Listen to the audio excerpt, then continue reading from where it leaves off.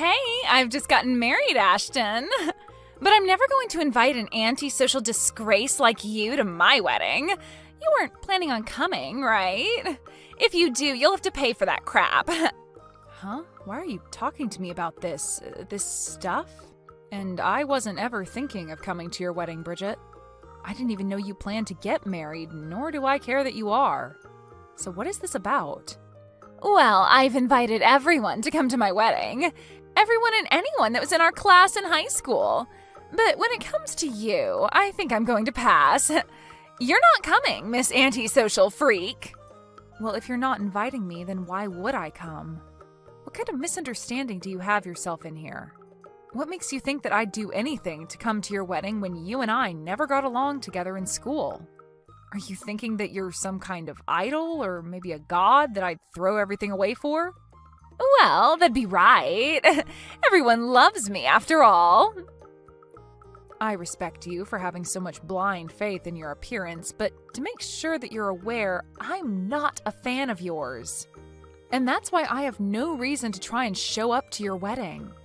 I have no idea what you're trying to say, so could you just shut up? Hold up, you're the one that came to me to talk. Well, anyway, I'm not going to go to your wedding, so you can relax. Sorry that you had to worry about me. Congrats on the marriage and have a great life. I don't want you to celebrate me at all, Ashton. You just saying that has made me feel sick to my stomach. I'm surprised you'd be willing to say that to me after I was considerate of you. But what's up with you acting as though I'm some sort of a plague? Well, when it comes to your looks, you only make those that glance at you nauseous and sick. And if something like you showed up at my wedding, everyone would be forced to run, right? I highly doubt anything like that would ever happen, but I'm so thankful that I never ended up looking as disgusting as you do. Because of that, I had all the men I could choose from and found the perfect man for me that I've married. Well, that's nice. Congrats. But don't think that I'm going to start bowing down to you because of your looks. What? Did you just call me cute? I didn't say anything like that. You're so far out of it right now that there's not even a point to this conversation anymore. Either way, I'm not coming to your wedding, so don't worry. A freak like you really wants to come that badly? Are you really that excited to cause everyone there to throw up? Stop that, you're not even listening to me. I'm kind of impressed that you were even able to carry what you thought of me from high school all the way to the present. But your habits of making fun of me have tired me the hell out. We've been away from each other for 15 years now, and yet you're still going on about my looks? Huh? It's been that long then? In my case, I'm forever 18 years old, so I don't care about the time. What the hell is up with you? You are so full of yourself that it's like talking to a mentally ill patient. Compared to me, you're way too positive about everything, and that's so gross. Anyway, for the third time now, I'm not coming to your wedding, so stop worrying. I don't even want to meet you anymore, and even if I do, it'll only be at a class reunion or something. You should be happy now to hear from the freak that she'll no longer talk to you, right? You must have something up your sleeve, you freak. What? No. I'm just trying to get you to stop making a fuss of me and leave. If I have to talk to you any longer than I already have, then it'd be a waste of my day, so I'm going now.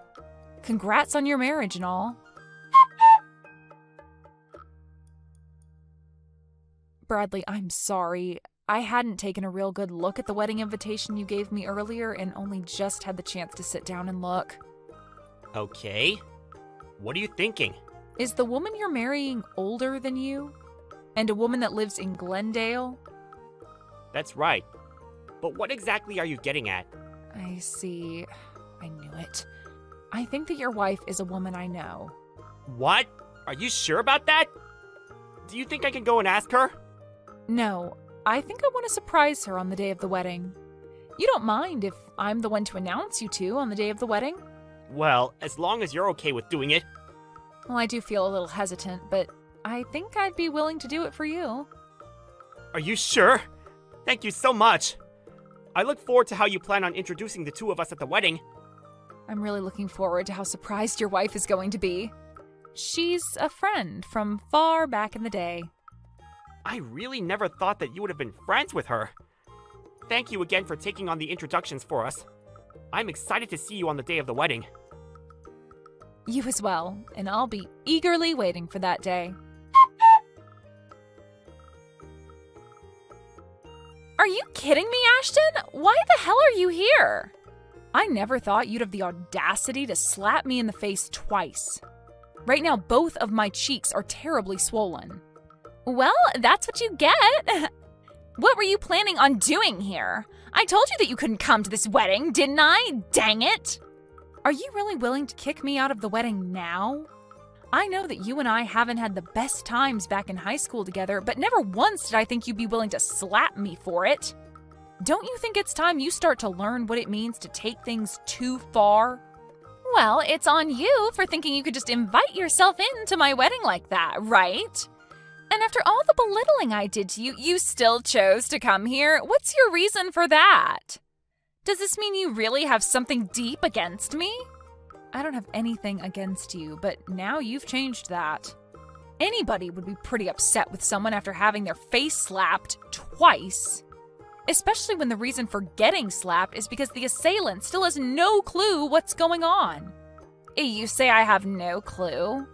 I have every clue what's going on here, and there is no misunderstanding between you and I. I'm upset because a mindless freak walked into my wedding. If I wasn't around to drop you like that, what would you have done? But I'm saying I didn't just walk into your wedding uninvited. Maybe before you start to complain about someone and assault them, you ask and listen to what's going on. No freak is ever allowed to be at my wedding. Especially the antisocial ones like you. So there really is no talking with you anymore. How far are you going to go with this whole misunderstanding, Bridget? Do you really want to be here today to ruin my wedding that badly? That's why I'm saying you pretty much trespassed into here. I told the front to not allow you in, and yet here you are. I can't believe you'd do something so petty. Petty? All right, I've had enough. I'm not letting some freak get away with coming into my wedding uninvited. After having your face slapped twice, are you finally able to understand that? I'm leaving, Bridget. Bye-bye! I'll do just as you've asked and leave, but the only one that'll have to be punished for this is the confused idiot of an idol. Confused idiot of an idol? Are you talking about me? Well, nobody else around here thinks that they're such big stuff and acts like a buffoon. And now that I've seen the worst of you, I am pissed and no longer want to hang around anymore. Have fun in hell, Bridget. Goodbye. Wait, what's going on here? What? Why were you supposed to be the one that introduced us today? They just called your name to come up and it got dead quiet when nobody started to walk up. Well, of course, everybody would be speechless when someone never shows up on stage. Did you never hear about any of this from your husband? Oh, wait, are you serious right now? But the name on here isn't yours. That's because I'm also married. What? Are you? I can just imagine how pale your face has gone now after realizing that I was supposed to introduce you both. Are things not starting to get a bit tense there right now after everyone realized I'm not around anymore? Things are... But I never expected things to turn out this way. Well, you never knew that I'm your husband's CEO and went ahead and slapped me twice really, really hard. That must have gotten a few bad looks, I'm sure. Are you freaking kidding me? Why are you, of all people, the CEO of my husband? Do coincidences like that actually happen? Well, when people say it's a small world, they aren't joking. I was also pretty surprised, but these are the facts.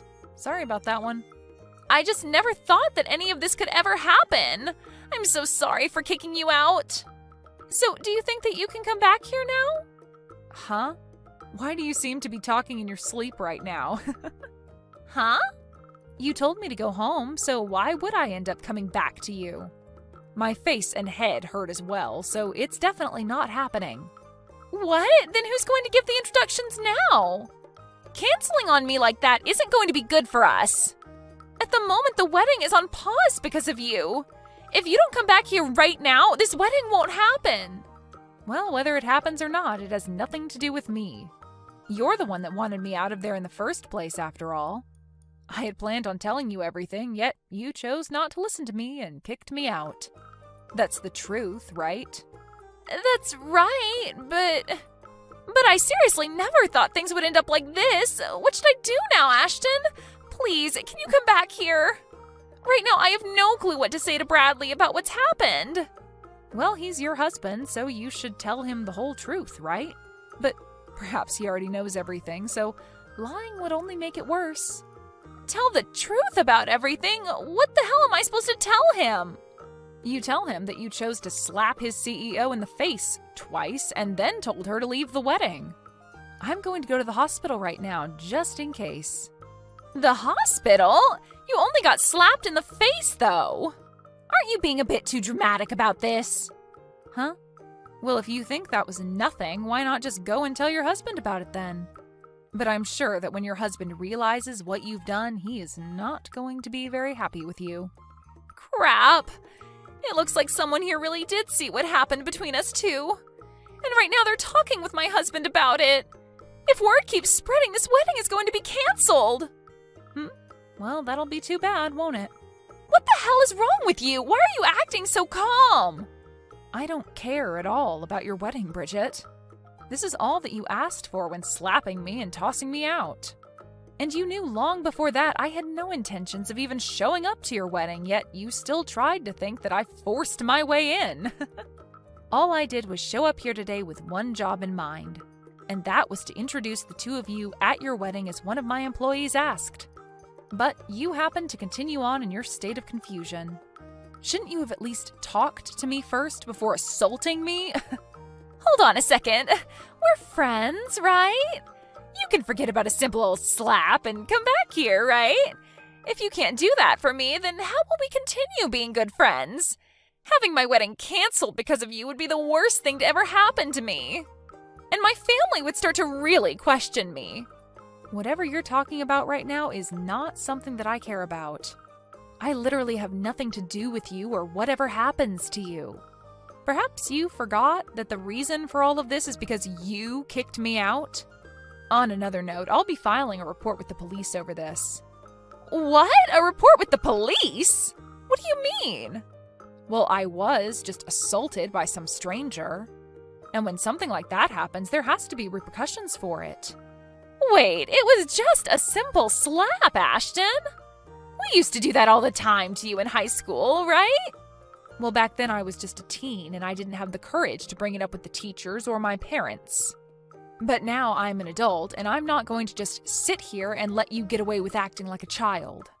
So I'm going to get myself a lawyer to talk with and we'll see if we can do anything else after handing in the report to the police. I'll make sure that you take responsibility for all of this, no matter how far I have to go. Why would you do that? We used to be friends with each other and everything and have known each other for the longest time. Well, it's been 15 years now, and yet you still think it's okay to harass me that hard? You have to become an adult like the rest of us. Ah, and I made sure to inform your husband about this as well. Huh? He texted me asking why I wasn't around. So I let him know what had happened, and that was all. Isn't that great? I just took a load off your back by helping you explain this to him. No, that's not good at all. Not one freaking bit. They're saying that the wedding is canceled. What the hell? Why did this have to happen to me? This is all your freaking fault, Ashton. Nope. It's your fault for choosing violence in the end, right? I'm heading to the hospital still, but the inside of my mouth is pretty gashed up. At this point, it's so swollen in there and bloody that I could never introduce you guys now. After having a talk with a lawyer, I'll make sure you pay for my hospital bills. What? You want me to pay? I'll make sure you not only pay me a settlement, but pay for whatever I need to have done to my face. And I don't want you to forget that I need to be healthy and ready at all times as I'm a CEO. But if Bradley happens to throw you away after what's happened, you'll become an unemployed 30-year-old woman. You think he'd do that? There's no way he'd want to leave me, right? He and I are perfect together. Well, whatever happens there also has nothing to do with me. But he has told me that he canceled the wedding and will apologize for everything. I'm not sure where you're hiding at the moment, but Bradley's very pissed off, and so I think it's best you go talk to him. Ashton, I'm really sorry. I'll apologize for hitting you in the face twice. So can you please come and help me in any way? I'm being absolutely serious when I say I never wanted any of this to happen, so please. I made sure to put my all into becoming married to Bradley, and I was finally so happy to make it to my wedding day with him. I see. Well, it sucks that you weren't able to achieve what all you had in mind, but sometimes that happens, right? At least you had half a wedding.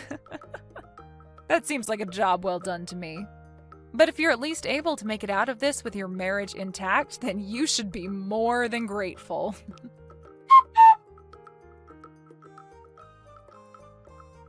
In the end, the wedding was officially canceled, and Bradley was very furious with Bridget. All of the family was pissed as well, and their marriage with one another fell apart quickly after that. Both Bridget's parents had had enough of her as well and kicked her out of their family. And since she no longer had a place to go, had to hide in a homeless shelter. And what made things worse for her was when my lawyer contacted her and explained the next situation. He said that it was brave of her to try and ask Brady to talk to me about stopping the whole court case, but that we would ultimately go forward with it. She then tried to confront me about how I was her friend while crying her eyes out, but I had no need for that and ignored her. I finished off by asking that she pay the settlement and then blocked her. Whatever happens to her after that is unknown to me and a lot of other people, but I'm sure it's not pretty. Heidi, I really need to talk to you. It's actually rather important. So you better reply straight after you get this message from me. I just asked Harrison what's going on with you. You know, because I'm nosy. Is it true that you're now living at home? Since when was there any need for you to move back into your parents' house? I thought independent women were supposed to live by themselves. Okay, Brooke, I get what you're saying. You don't need to make such snide comments towards me. What's up? I know we only met face-to-face the other day, so I guess we're still trying to figure each other out. Just please continue to look after Harrison and support him. Oh, please, Heidi, there's no need to digress right now. I know that you're trying to avoid having this conversation with me. Look, don't you think you're a little old to be moving back into your parents' house? You're in your 40s. Can't you live on your own? I'm shocked that someone would do this to themselves. Okay, yes, it's true that I now live at my parents' house, but what's the problem with that? A lot of people still live with their parents until they can afford to get a house. You do know that every family has different circumstances, including ours, okay? Look, I'm taking care of my mother right now. What is it that you wanted to ask, Brooke? Is there a point to this conversation that you want to have? What? You're actually taking care of your mother? But isn't she a ball of energy normally? I thought that she was healthy and, well... Did you forget about all of this when we met face-to-face the other day? My mother's in a wheelchair, Brooke. She can't move sometimes without help. There are times when nursing care is necessary, and my father isn't the type to help with anything like this. He's useless. It's like he almost doesn't care about Mom. Well, my father-in-law works a lot, so of course he can't help your mother out. That just can't be helped. I mean, at least he's providing financial support. Huh? What on earth are you talking about? What job are you referring to exactly, Brooke? Since when are you taking sides in this? Well, he's probably going to work since you're unemployed, aren't you, Heidi? A woman in her 40s that's unemployed and lives with her parents? You know that's not great, right? You probably exploited your own parents. I wouldn't be surprised if you did that. Excuse me? I get that it's not a great situation to be in, but I'm not exploiting my own parents. What the heck, Brooke? I'm just trying to help them. If you're so worried about me doing something, there's really no need to worry or think anything bad about the situation. We all get along pretty well as a family, although my father does make me feel a little bit anxious at times, but he's been like that forever. Okay, well, I better tell you what's going on. Have you heard that we're all going to be living together under the same roof? Whoa, back up a little bit there, Brooke. What's that supposed to mean? What do you mean by living together? Are you moving in here? Once me and Harrison get married to each other, we're all going to live together in your parents' house. We need to live somewhere, you know. I really thought that someday that house would be mine, and then you suddenly show up and start living there out of the blue. I don't get why you're there because it's just ruining all of my future plans with Harrison. I haven't heard a word of you both living together here. I had absolutely no idea that you were planning that. Harrison hasn't talked to me or our mother. Since when was it okay for you both to make these sorts of decisions without telling anyone or even asking for my parents' permission? I don't know what you're talking about, Heidi. I mentioned it to your father, and it sounds like he's okay with it. Wait, what? You talked to my father about this? What about my mother? How come she doesn't know? What's going on here? Of course I talked to your father. I needed to tell somebody, and I was definitely not going to approach your mother first about it. That house belongs to my father-in-law, okay? I think we all know that much. If my father-in-law says it's okay, then it's okay, all right? That's why I'm only telling you now about our decisions, since we've only talked to your dad. We've already decided to move in together starting next month. Wait, you're moving in next month? But next month starts next week. That's so soon. Even though you've suddenly decided to do this, my father hasn't talked to us about it. You do know that there won't be enough room for everyone, right? It's going to be a tight squeeze. Well, the whole reason why I'm messaging you now is so that I can tell you to move out, okay? The easiest thing to do is for you to leave, all right? Brooke, maybe you should actually keep your mouth shut because you can't just tell me to leave my parents' house, okay? If you intend on being rude to me, you'll regret what you said later on. You won't be able to take back what you just told me to do. Oh, I don't really care about what I say to you, Heidi, because in reality, there's nothing that you can do about it. So stop preaching about how I should talk. We've already made our decision. Harrison and I will live in that house together whether you like it or not. Besides, who cares if we have to throw out a 40-year-old single woman who lives in rags onto the street? You'll just have to find a way to earn money. You know that if you become more independent, you might actually meet someone that you can get married to. Wouldn't that make life easier for you? That's not something that you can tell me what to do on. You've got no right to say something like that to me. You obviously don't understand my situation. Besides, who's going to take care of my mother if I'm going to be kicked out of my own house? Why would she need to be taken care of? Does she really need that much care? Surely she can do things on her own, right? You do know that it's not just me saying that, so I'll be able to stay in the house. She really needs the care, Brooke. That is absolutely necessary. I've not heard a thing about my younger brother and his soon-to-be rude wife wanting to get married and then move in here. I feel like this is a stab in the back. And now I'm being asked to leave even though my mother is bound to her wheelchair. She needs a lot of help. Okay, calm down, Heidi. I just thought of something good that we can do. Why don't both you and your mother move out so that you can take care of her? Wait, what did you just say? Are you kidding me right now? Are you telling me that my mother should move out as well as me?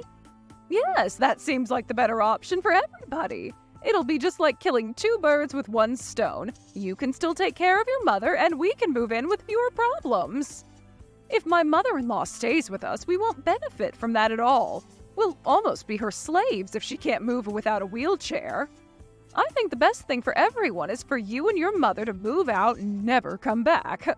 You can both suffer with each other. Okay, I've had more than enough crap from you, Brooke. Cut it out. This isn't going to happen, not by a long shot. There's no way you can kick Mom out of her home. Hey, I can do what I like. Besides, my father-in-law really likes me and wants to make sure I get everything I need, so he'll do anything for me. Wow, how does it feel to know that your father likes his own daughter-in-law more than his own flesh and blood? Pretty crazy, right?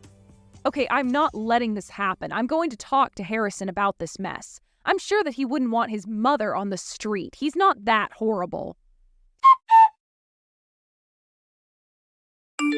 So when was I going to find out that both you and Brooke will be living in our parents together? What is going on here?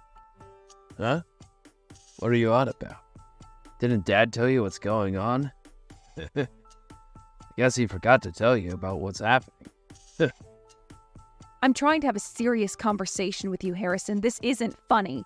Brooke is telling me things that I haven't been told. Brooke told me and Mom to leave the house so that you can both move in and live there without any worries. Is that true? Oh, really? That's what Brooke said. Don't you think it would be better that way so then everyone gets what they want? Excuse me? What are you even saying? Is this some kind of insane prank you're pulling? I honestly wouldn't put it past you, Harrison. Do you think that kicking your own sister and mother out of their house is a good idea? Do you really want to do that to us? Look at you, Heidi. You're over 40 years old, not married, and living at home, basically doing nothing. This is for your own good. Do you really think it's that painful that something like this is happening to you? You have to stand on your own 2 feet at some point in your life. What on earth are you talking about, Harrison? I know how to stand on my own 2 feet. How dare you? Who I am has got nothing to do with what you're trying to pull. Whatever happens to me, I don't care, but what you're doing to our mother, are you really going to let that happen? Do you really want to kick her out of the only house she's known for a long time? She's in her 60s and can hardly walk on her own. Why do you want to do this to her? But Dad has said that it was okay for us to move in, and that room would be made for us. Otherwise, we haven't had many other conversations about it recently. Oh, okay, so it's our father's fault that he wants us out of the house? You realize that you're all conspiring against Mom and I, right? You know how terrible our father is, right? He doesn't help out, and he hasn't helped our mother since she's been in the wheelchair. You both have always treated me and Mom so coldly, so no wonder Mom ignores everything you all say to her. I really don't feel like talking to my father about this mess. Well, if you're not going to talk to him, then why don't you do us all a favor and move out? It would make the process so much easier. Excuse me? How could you say something like that to me? I'm your sister. Do you really want something like this happening to me and to Mom? Look, even Dad just wants to live a peaceful and relaxing life, okay? He wants to feel comfortable in his own house again. He would rather not live with 2 women who don't do what he says or listens to. What's the point in living with people who ignore you? He wants to live with Brooke and I because we all get along really well. Don't you think he should have a good life and look forward to seeing his grandchildren running around the house someday? Are you being serious right now? You think that he'd want loud and screaming babies disturbing his sleep? Do you think you'll be fine living together? Hey, all I'm saying is wouldn't we all be better off if it happened this way? Why are you getting so angry over this? Okay, I've had enough of this crap. I can't deal with you or your partner anymore. I can't believe it took me so long to realize that you and Brooke had the exact same idea. Just give me a chance to let this all sink in, rather than making all of these decisions behind mine and Mom's backs. Can you at least give me some time? Hey, were you able to convince your annoying older sister of how this is the best option to take? It would really be a nuisance if they didn't leave. When we move into that house, we'll inherit whatever is left there when they leave this earth, right? There's no way that I'm not moving into that house. It's all okay, Brooke. I'm sure that my sister will leave when she thinks about it some more. I just said something that got her straight to that point. Huh? You actually did? You were able to convince her to leave? Is that right? Will she actually do what we say, or is she going to put up a fight? You know that if they don't leave, I'll throw away all their belongings and kick them out myself. I've got permission to do that, right? Okay, I don't think you'll have to take it that far, so don't worry about anything like that. In the end, I'll make sure that they move out properly with no issues. Well, if you still continue to be nice to them, then there's no way that we'll lose the inheritance, right? We'll still be in their good books that way, right? Yeah, I'm sure everything will work out and it'll be okay. I heard that the house is quite old, but it sits on good land. So my father used to run a company. That's why he was able to buy a decent amount of land. Although he's retired now, he still pops in to help out at work from time to time. So I think we'll all be able to live comfortably even though he's retired, which is great, right? I'm sure there's a lot of money in his account. There better be some money. I don't want to have to do much work if we're going to be inheriting all of this cash. Is it possible to kick out your mother, too? My father also told me that he was considering getting a divorce from my mother so he didn't have to put up with her attitude anymore. He said that he'll do his best in divorcing her and kicking her out so that we can move in and take over their house. It'll all be ours in no time, and then we can enjoy our life. I knew you could do it, Harrison. You're such a clever man. You're definitely a great husband and know how to take good care of me. Really? You think so? Well, ain't that sweet of you to say, Brooke. Thank you.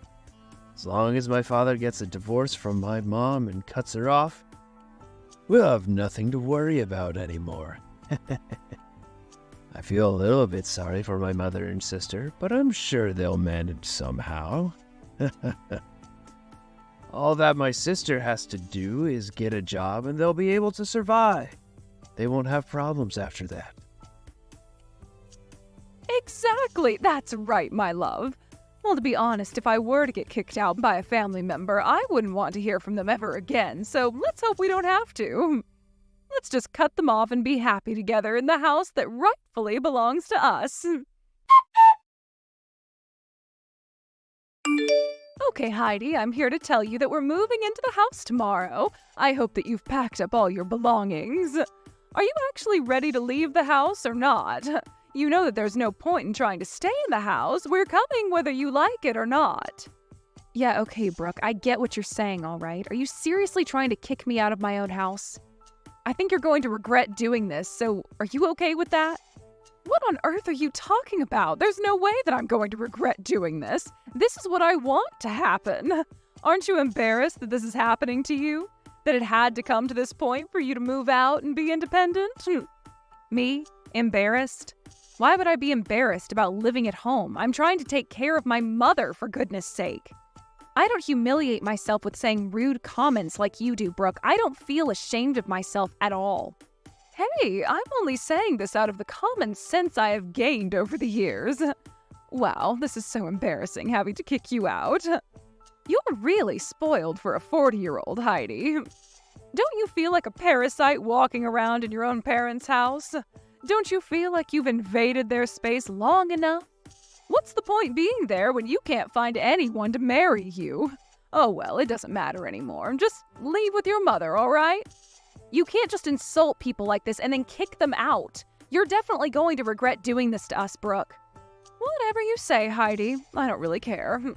I'm not going to let myself be lectured by an old hag like you who uses nursing her mother as an excuse to not move out.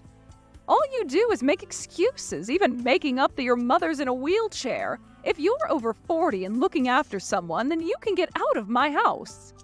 Fine, I'll just live in my mother's cottage then if you're going to be this way. What on earth are you talking about? Stop making up stupid lies. I know you're just talking crap to buy yourself more time. Ugh, talking to you, Brooke, is a waste of my mental energy. I'll leave with my mother as you wish and I'll move into her cottage. I can live a better life there than I do now living here. On the contrary, I guess I could thank you for making me move. There's no way that your mom owns a cottage, right? What are you going to gain by saying something as stupid as that? I had a feeling you wouldn't believe me and just make fun of me. Whatever you say to me, I don't care about, Brooke. Okay, what if I were to send you a photo of the cottage that my mother has? Would you believe me then? What the heck are you talking about? What photo is going to make believe what you're saying is true? Well, of my mother's cottage, of course. I intend on moving there tomorrow, so I'll start packing my things. What did you just say? There's no way that your mother would have the money to buy another house or anything like that. It doesn't exist. An old and wrinkly lady can't do anything from her wheelchair. There's no way that I believe you. Well, I guess you'll never actually see it then. It really doesn't matter what you think anymore, Brooke, but if you did, you'd lose all the color from your face. Then maybe you'll end up realizing that what you've done is wrong. What's that supposed to mean? How dare you say such a snide comment? I've not made any mistakes in this. I believe everything Harrison said, so he must be right. I guess so. It's good that you believe in your husband so much. I hope that you live a nice life together. Thanks for taking in my father. I'll probably never see you again. Bye. Hello, Heidi. How's everything going? Look, I really need to confirm something with you, so would you please just answer your phone? There's nothing to talk about, Brooke. Besides, didn't I cut ties with you? What do you want to say if you wanted to call me so urgently? My father-in-law has an inheritance, right? I just wanted to check with you to make sure that it was true. Excuse me? Are you kidding me? You're asking me if my father has a bunch of money hidden somewhere or something like that? Look, I moved in here to try and get my father-in-law's inheritance in the house so that I could live a nice life. I feel like he's got no money at all. Now I have to count on the money that Harrison gets. What is going on here with your family? Is this a joke, Brooke? Are you actually being dead serious right now? Wow, I can't believe you asked that. Huh? What are you talking about? Of course I'm being serious. Why are you laughing about this? Of course my father has no money, you stupid woman. He's been unemployed for almost 5 years. What? No, that can't be true. I thought that he was a company president and still helped out at the company. Doesn't he have any savings from his time at work? Isn't that why you're able to sit around all day and do whatever you like because you have his money? The only time he was the company president was when he succeeded my grandfather. He crashed the company and it lost a lot of money, so he was fired. Wait, what? He got fired? Oh, surely not. I thought that he was good with his money, though. Brooke, he's got no savings at all. In fact, he spent the little retirement money he got on gambling, so no, he's not good with money. You didn't seriously decide to live together in that house using my father's inheritance as your daily allowance, did you? If that's the case, Brooke, you're a huge idiot. You are so dumb for making that decision. How dare you speak to me like that? Don't you know how rude you're being right now? What you've been saying to me, Brooke, has been way more rude than my little comment I just made. Well, I've already cut ties with my dad, so I don't care about him. You were delusional to think that my father had a lot of money. Then how was he able to pay for anything if he hasn't been working in over 5 years? I assume he hasn't received his pension yet, right? Yeah, you're right. He hasn't gotten it yet. Of course, it was all thanks to my mom that he had money to spend. Wait, what? Your mother? She had money since when? How can an old lady in a wheelchair afford anything? You should really stop with these terrible jokes, all right? Well, she's the one who has all the money. As I said before, it was my grandfather who ran the company. It was her father. She had quite a few assets. But when my father took over the company, he drove it into the ground and almost went bankrupt. My mom inherited her father's things beforehand, so she was fine. Oh my God, what? No way. So your mom was the one who had the money and inheritance this entire time? How did I not know? Probably because my dad lied to you. He always has to try and impress people. But then they get the wrong end of the stick like you did, but that's your own fault. You were so gullible in believing everything my father said to you and Harrison. He's just as dumb as my father, by the way. Luckily, Mom didn't keep her assets as cash, otherwise my father would have taken it for himself. She decided to invest it instead. She ended up making a lot of money by just staying at home and investing in the right places. Just because she's in a wheelchair, it doesn't mean she can't do anything.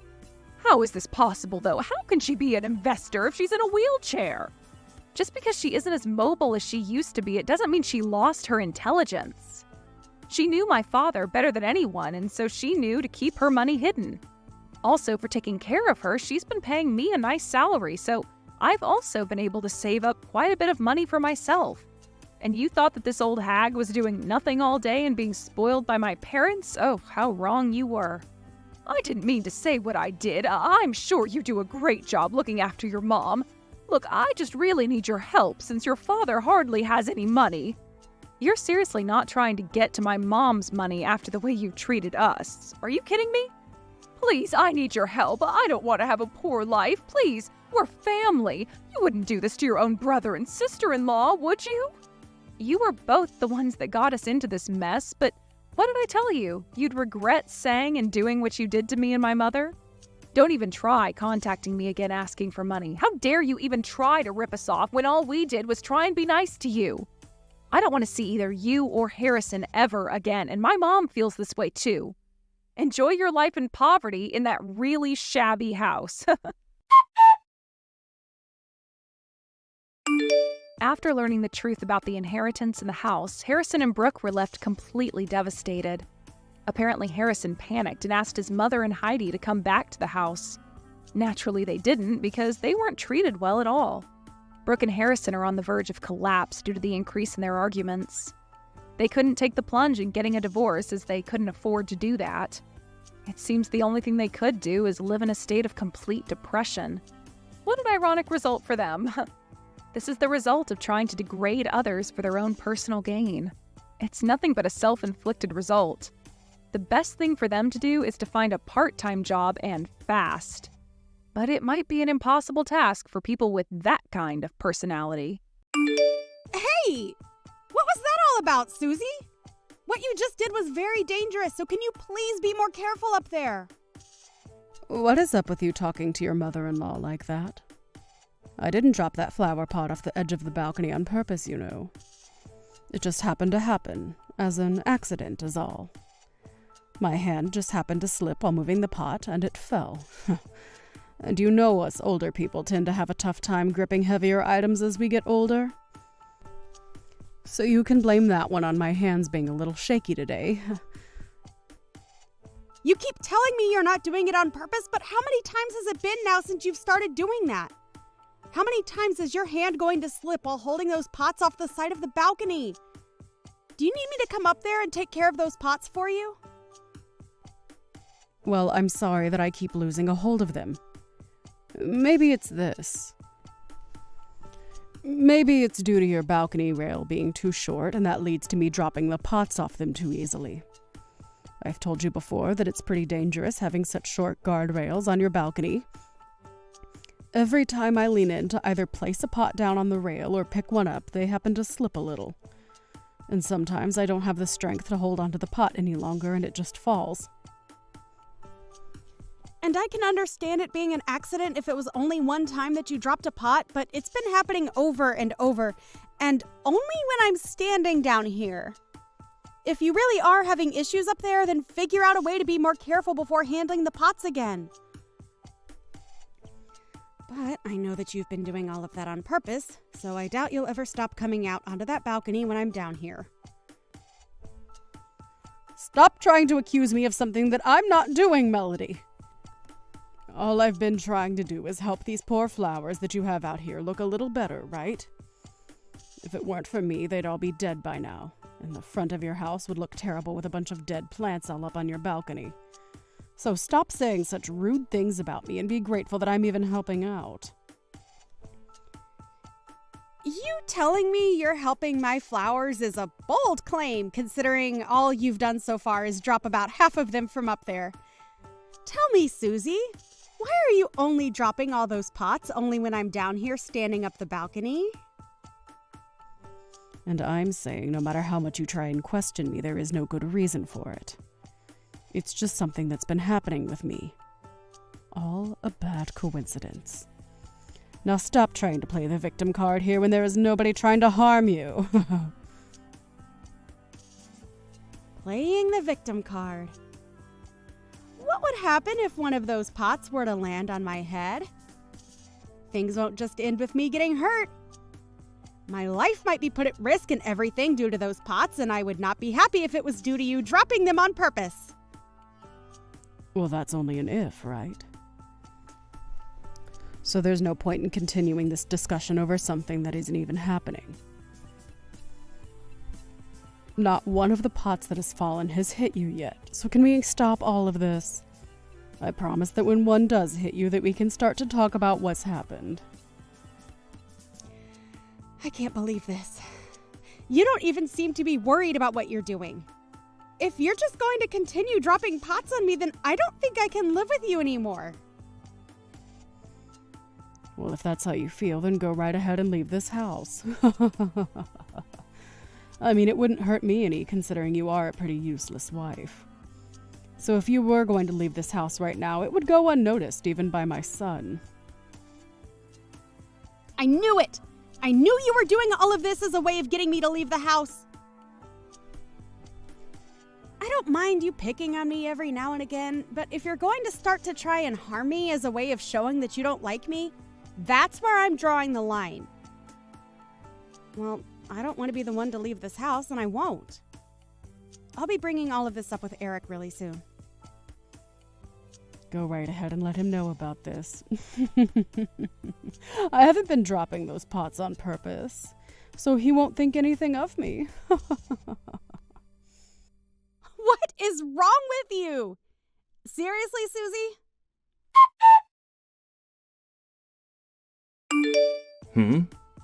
So another flower pot fell from the balcony and almost hit you? I can't believe this crap. That old bag is really starting to show her age and probably needs to be left inside. It's not because of her old age, Eric. She's been doing it on purpose when I'm under the balcony. This time was the third time it's happened. And she's never dropped them any other time besides when I'm standing right there underneath the balcony doing chores. Can you please say something to her about all of this? So far, I've had luck on my side, never taking one of those pots to my head. But at some point, my luck is going to run out and one of those pots is going to hit my head and I'll be done for. Well, even if you tell me to, that old bag is telling me that she's not doing it on purpose, so I can't do much to stop her, right? And to be honest, she's always been kinda clumsy, so this is all just a part of who she is as my mother.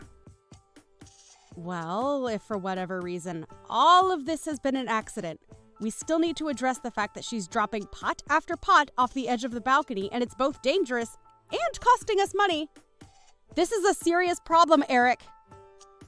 Well, if you want me to think up something, let's do something about the guardrail up there being a bit too short. But look, getting that rail replaced will only cost us more money, right? Way more than just letting her drop a few $1 pots. Then how about we just tell your mom that she's no longer allowed to go on the balcony? It's been dangerous to let her keep going out there without us doing anything, right? But my mom loves to take care of flowers and plants like she's been doing. It's her one hobby that keeps her from getting bored. If we take that hobby away from her, she'd be left with pretty much nothing, right? Ever since Dad died, she's been left by herself and has a lot of time on her hands, which she likes to spend out there on the balcony. If she wants to be with her flowers and plants, let's just put them all around the garden instead of on the balcony. Why does she have to be up there to take care of all of her plants? No matter how you try and think of it, the only reason for her wanting to be up there is to drop those dang pots on my freaking head. Come on, my mom already told me. She said that having the plants on the balcony gives them more access to direct sunlight, and the flowers will bloom more vibrantly. Whether she has them on the balcony or the ground around our garden, the sunlight is the exact same. She's just making up crap now. You were always on your mother's side, aren't you? Well, I'm not trying to be on my mom's side with everything. It's just that this time, I really don't believe that old bag is doing anything like dropping pots off the balcony around you on purpose. She is a very kind woman, and she's taken great care of me ever since I was a little baby. Whatever. I'm just wasting my time now talking with you about how your mom wants to kill me. Go right ahead and then suck up to your mom because that's all you're good at. Wait a second. You're being a baby now. Hey, Melody. Come on now. Again with this, Susie. Do you mind being a bit more careful when you're up there? I'm oh so sorry. Once again, my hand just happened to slip. I am trying my best right now to be careful when handling this very large pot. I can't believe you'd wait for me to come home from work just to drop that pot near my head. You knew that I'd be right under the balcony at this time, and that's why you let it loose. I've told you to quit it with all that talk about me. All that's been happening recently is that my hands lose their grip on the pot and it falls right down to the ground beneath the balcony. I'm not purposefully doing it or anything, I promise. But was that the last one so close to your head? Just a little bit more to the left and I could have had you. Stop all of that right now. Oh my. It just happened to slip out of my hands is all. I didn't mean to drop that pot next to you on purpose. So please stop trying to act like I'm doing any of this to you. I'm getting really tired of you being a little baby about all of this. If next time you hit me, I swear to God. What? What'll happen if next time I do manage to hit you on the head? Are you trying to threaten me right now? Scary. I might have had to take you to court for trying to threaten me like that. Huh. Go right ahead and try taking me to court. Hey, what's gotten into you, Melody? I was just joking with you about that, yet you can't seem to take a simple joke. Maybe you need to take a pot to the head every once in a while to help calm your serious butt down. Is that you telling me you really have been trying to hit me in the head with those pots? I never said that I've been wanting to hit you in the head or anything. But if you don't want to be hit in the head by me, get out of this house then. I'm totally fine with you going away for good. But of course, if you leave my son, you'll have to kiss his income goodbye and live off your own money. Sure. And that's why I'm going to leave. Living in this place with you is not worth any part of my health or even my life for that matter. I can't wait to be free of all these worries once I'm out of here. So then get out of here, Melody. Huh.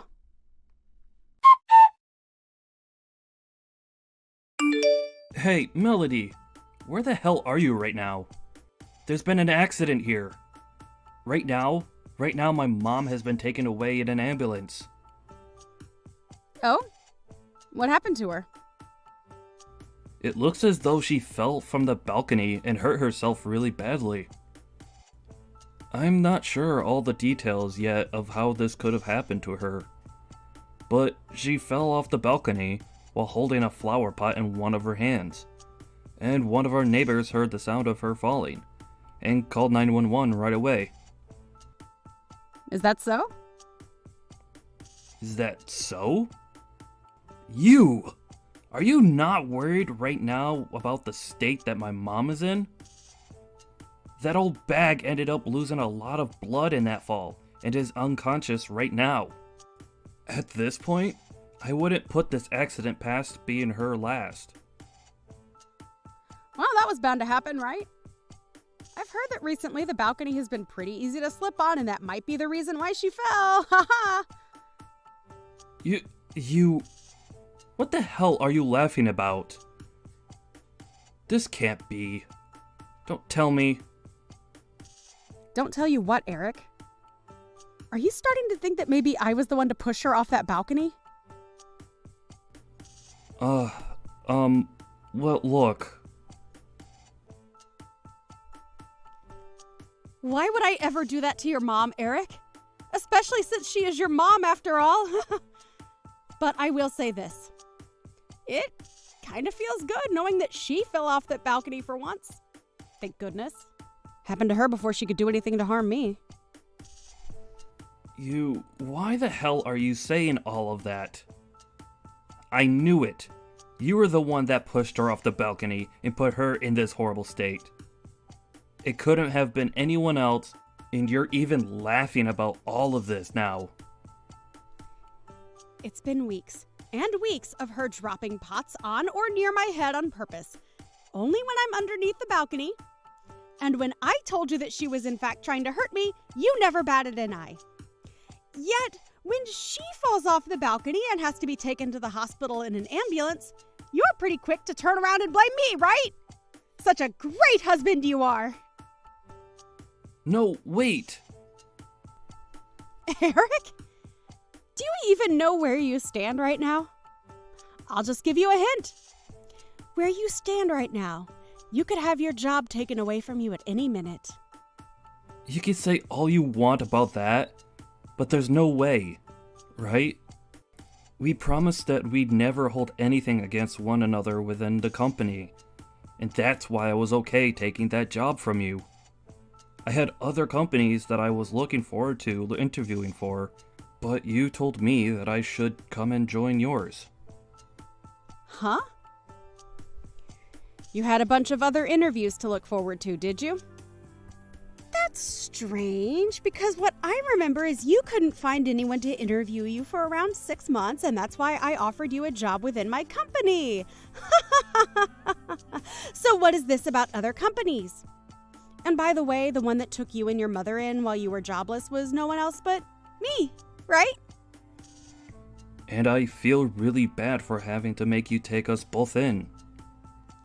Therefore, you should be very thankful that I was willing to let you join my company and shouldn't be too hasty to blame me for something I didn't do. The fact that you even have time to be your mom's ally all the time is disgusting. You were never this strict about things before. I think that you've changed from the woman I once loved and married. Well, when someone has to go through multiple life-threatening events like having heavy pots fall on their head, they tend to change a little. Now, from now on, I'd like you to understand your position a bit better and listen to what I say to you instead of what your mother wants you to believe. But that's... You and I are husband and wife, right? We are supposed to be equal in our relationship, right? What you're saying is... If things are supposed to be as equal as you say they should be, then maybe you should have listened to me when I said your mom was dropping those pots on purpose. But of course, that won't ever make any sense to you since you're such a mama's boy. Well, if you don't want to go back to being unemployed and with a mother who will be disappointed in you after losing your job, then listen to what I say. Okay? If you end up losing your job, I'm no longer going to be nice to you and hide everything from your mom. Do you understand? I understand.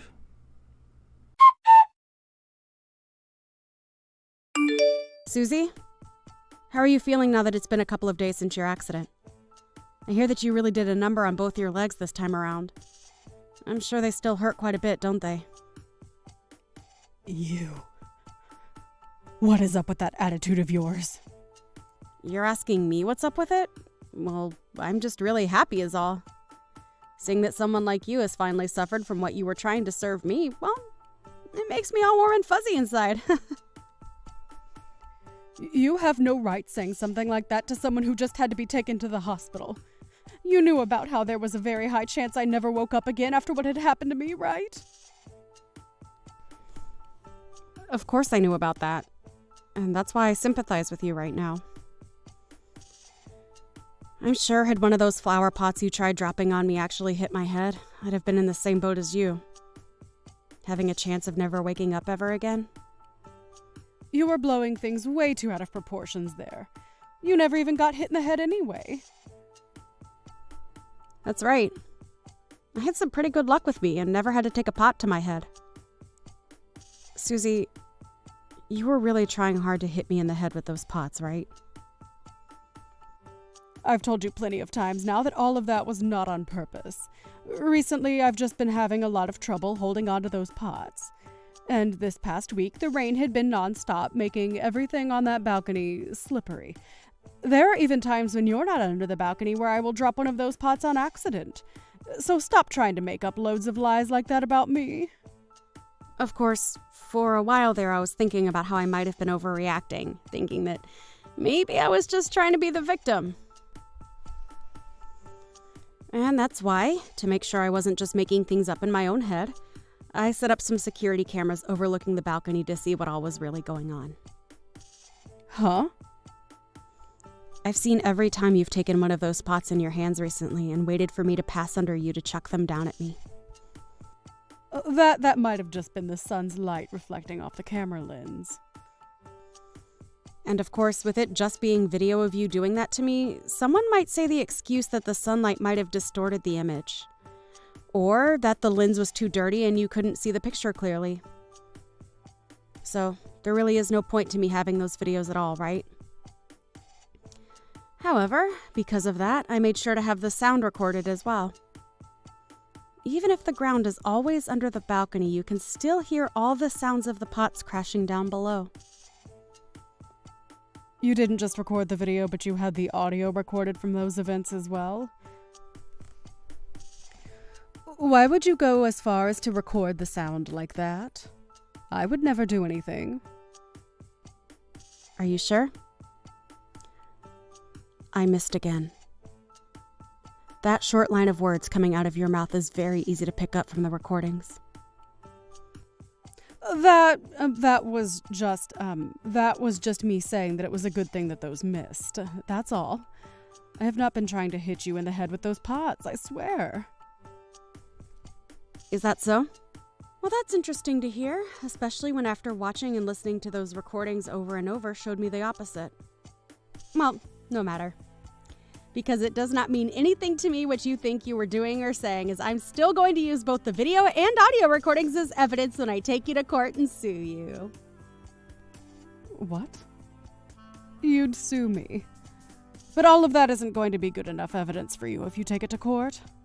I told you a billion times already that I didn't do any of that on purpose. Also, I took a strangely interesting video a few days ago. Do you want to see it? It's from 3 days ago on that night. I don't want to see it at all. I haven't done anything at all, so why would I care to see your videos? You haven't done anything at all, huh? You seem to really like to say that about all of this, Susie. Well, I don't believe one word of that. And do you know why? Because in this video, I have you down on all fours rubbing lotion and lubricant all over the balcony as though you were trying to make it all slippery. Ha! What? I'm assuming you were doing all of that in order to get me to slip and fall off the balcony, correct? But I guess that following day you totally forgot about what you'd done out there. And so, as you went out onto the balcony to start tending to your plants and wait for me to come out and drop a pot on me, you slipped and fell over the edge. That's at least how I remember those videos going after watching them plenty of times. But does that string of events sound right to you? I never meant for any of that, though. I'm serious. I don't need to hear that from you anymore, Susie. I've already seen all I needed and heard everything I've needed to as well. And it's very clear to me that you were indeed trying to hurt me. Now, good luck with trying to get your legs back to the way they were before the fall. What is all of this? You. Hey Mom, it's me, Eric. Listen, I was just wondering if you'd be willing to just own up to you having dropped those pots on Melody on purpose for me. What? What are you saying to me right now, Eric? She told me that if you confess, she'll let all of this go. And that you writing that down on a document for her would lead her to not having to take you to court. There's no way she's telling the truth. She wants me to confess to all of that just so that she can take me to court and sue me. What's happened to you? Is Melody starting to threaten my own baby boy now? I'm only asking you to do all of this for your sake, you old bag. Now, please just confess to all that you've been doing. There's already enough video evidence of what you've been up to. So just coming out with your true intentions will make the outcome a whole lot better for you. I don't want for you to be taken away from me forever, Mom. Eric? But I'm...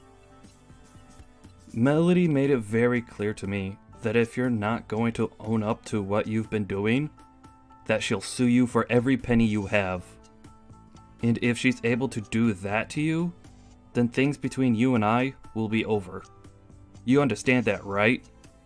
Tell her that you were trying to drop those pots on her head, and that you were the one to lube up the balcony to try and get her to fall off.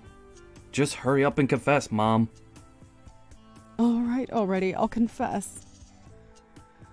I was trying my hardest to get those pots to land on her head every time she came beneath the balcony. And to try and get her to fall off the balcony the next time she came out onto it, I rubbed lotion and lubricant all over the place. I'm sorry. I'm so sorry, Mom. I've been so good for nothing. And now you're going to have to pay for it. What do you mean, sorry? What will I have to pay for? What is going on right now, Eric? Hey, please respond to me, Eric. Hey, what the hell is going on here? Susie! Susie, I see that you're finally out of the hospital. Well, I'm on my way right now to come and pick you up from there, okay? Hey, I've had enough of this, okay? I've already tried asking my son to come and help me, so please just stay away from me and let him come get me. No can do, old lady. Right now, Eric is on his way back into work, and I'd never let him take time off to come out and get you. And since it's the job that I've had him relocated to for a while, he won't be coming back anytime soon to see any of us. What do you mean you relocated him to another job for a while? Where the hell has my son gone? I can't tell you that much. That's all a secret related to my company and a few others. And since he's my employee, I'd never, ever tell you where he's gone for work, as it might compromise everything. Huh? He's your employee.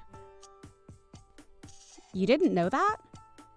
Well, I suppose you couldn't have known, since I've been hiding that truth from you ever since he found himself a job. Or should I say, ever since I found him a job that would take him. He didn't want you to be disappointed in him for having to either be unemployed or working for me, so we both kept that fact from you. Is that right? He should have just told me that he was a part of your company now. Then there could have been a completely different outcome here. How pathetic. However, me keeping all of this a secret from you only led him to becoming more of a mama's boy and never believed that you could do anything wrong. So, I broke our promise of keeping this all a secret from you so that I could finally get you to understand the reality here. Huh? So that means that you've just broken a promise with your husband, my son. That's right. What the hell? There is something seriously messed up with you. Calling me messed up? How rude, Susie. I was just coming around to being okay with being your caretaker and everything while you're in that wheelchair. And it's going to be around 6 months that you have to stay in that wheelchair, right? Oh, I am just so excited to be in control of everything you do. No. What's going to happen with Eric then? He'll be coming back really soon from work, right? Well, from what I've heard, it'll be at least a 6-month-long transfer at that other job. So, you won't be seeing him until after you're out of the chair. But he said he'd do whatever it'd take to make sure you're okay, and that is all a part of it. Ha! Don't tell me that you're holding me hostage. Calling yourself a hostage now? How awful you must be to say such a thing about this whole situation. No matter how you try and view all of this, Eric is just being a good mama's boy by working away from home for a while to keep you happy. And not I'll be able to have so much fun with you. Just you and me. What the hell? What is all of this? What are you? No way. I'm not going to go back to living together with you again. I'd rather live in this world on my own if it meant being far away from you. Hold on. You can't just try running away from me now, Susie. I have a whole lot of evidence showing that you were going to try and harm me in multiple different ways. So, if you try running from me, well... You're making that all seem a lot less worse than it was. I never actually wanted to harm you. Not that badly, at least. Oh, you think so? Well, that'll all be up to the jury to decide if things have to come to that, Susie. And I'm sure that, unlike you, they won't see something like what you were trying to do as not being harmful to me. So, if you do try and take a step outside my house, we are going to have the most fun we've ever had together in that courtroom. Ugh, You're seriously... Is this your way of getting revenge on me or something? Revenge? What are you talking about now, Susie? Why would I ever want to get revenge on you? I've already told you that I'm doing all of this as a way of making sure you and I have some fun alone time together. Just the two of us. You can just forget about your son for a while now and come join me as we both live together under that roof, enjoying every moment of it together. That's right. The two of us can go out onto the balcony this time and really enjoy all of that gardening you've always been telling Eric and I you love so much. How does that sound, Susie? I'm sorry. Melody, I swear to God that I'll act differently now after all of this. I'm so sorry. It's a little too late now for you to come to me with those words. And it's not like you need to apologize to me anyway, because I've already forgiven you, Susie. Now just you and I can look forward to living under one roof together. I don't, no way. I don't want to live with you alone. I want Eric there too. Stop getting so worked up over this. Nothing about what we're going to do together is going to be scary. I promise. And you know how good I am with promises now, right? Oh, that's right. You told me before that taking a pot to the head might get me to settle down a bit, right? Well, how about when we get home, I drop a pot on your head?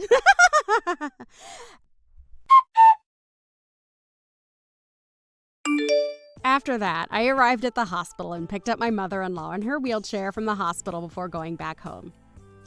I told her that I'd forgiven her already for everything, which I had. And so before making it home, we went out shopping, and then at home we went out onto the balcony together to have some fun. And we would do this day after day with one another, having the best time of our lives. Susie was so used to giving her son all her love and receiving the same from him, and she let me know just how much she missed him. But Eric still has a while before he'd be coming home, so I told her to get used to life without him in the house for a change. And of course, I think it will be a lot longer than half a year before he's back home, since I made sure he had to work for that other company for at least a year. But that should give me more than enough time to have fun with his mom, and make sure that she's happy being alone here with just me. There have been a few times now where she tries to run away from me by going out the front door, but I've put a stop to all that pretty quickly. All I had to do was lock the door from the outside and did the same with the back door, and now there's no way for her to leave the house again, unless she tries going over the balcony again. Tonight we are going to have a little remembrance party together, where we can relive those moments where she tried to hurt me with those flower pots or the lube on the balcony. And we'll start by watching all those videos I recorded again, so that the memories are fresh in our minds. If your younger brother is going to get married now, the whole family has to support him. And we already talked about how you are going to pay for the whole wedding as his older sister. So please don't think you can talk your way out of things this time. You're joking, right? Send me $70,000 right now. You already know all of my bank account details, so I expect that money to get into it by the end of the day today. Wait, hold on a second. I literally have no idea what you're talking about right now. Is Davis really going to get married now? And with May? That's what I'm saying right now, aren't I? He's amazing, isn't he? For someone who had been a shut-in all his life, he's finally getting married. And to someone as gorgeous and fun as May, he really is an adult now. Well, he's still a shut-in right now, though, and him getting married now isn't going to change anything. Honestly, I think it's only going to make him worse. You need to stop getting so jealous of him right now just because you're the one that's still single. You're making yourself look like a disgrace. Wait, the reason I can't get married is... Allow me to tell you the reason why you can't get married. First of all, you are very narrow-minded, and second of all, you're always so sassy. And when it comes to the way you speak to others, you're always so rude and defensive. Any one of these things wouldn't be much of an issue, but considering that you have them all, nobody is willing to marry you. Oh, we can also talk about your looks. How dare you talk about your own daughter that way? It's because you're my own daughter that I might be able to talk to you like this. Oh, Jesus. So, this is what they mean by having selfish kids that don't care about their parents' feelings. How come you're the one calling me selfish when it's you and David who rely on my income? I think both you and him just don't like the person that I am, right? My goodness. You're always fighting with me like that. Nothing about you has changed from the past. You take a look at your little brother right now and learn from him. That kid is always listening to what I have to say to him, right? Why are you asking me to look and learn at my little brother who doesn't have a job and is always sitting in the house all day playing his video games? Now answer this, Mom. Why are you always spoiling somebody like him when I'm the one who's working my butt off making all the money for this family? Because David happens to be a good little kid for me. He and I never have to talk about him getting a job or him being a shut-in either.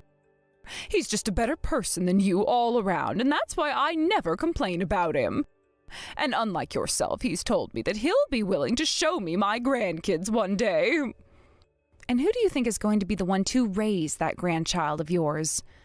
Not only does David not have a job right now, but neither does May. I feel like neither one of those jobless shut-ins should be having a kid in this day and age. I'm telling you right now to stop acting so twisted talking about him like that. He's not even here to defend himself right now, which makes you look all the worse. How can you even call yourself a mother right now when you talk to me like this? Jeez, all of this on top of already having to deal with a really suspicious person at work today? Anyway, with you being his older sister, you're going to be the one paying for his wedding, understood? It's going to be $70,000. You can handle that, right? After all, you are the CEO of your own company. I seriously don't have any clue what you were talking about right now.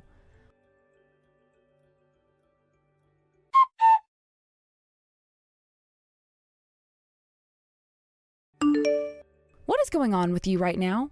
Are you seriously going to get married to May now? Oh, did you already hear about that from Mom?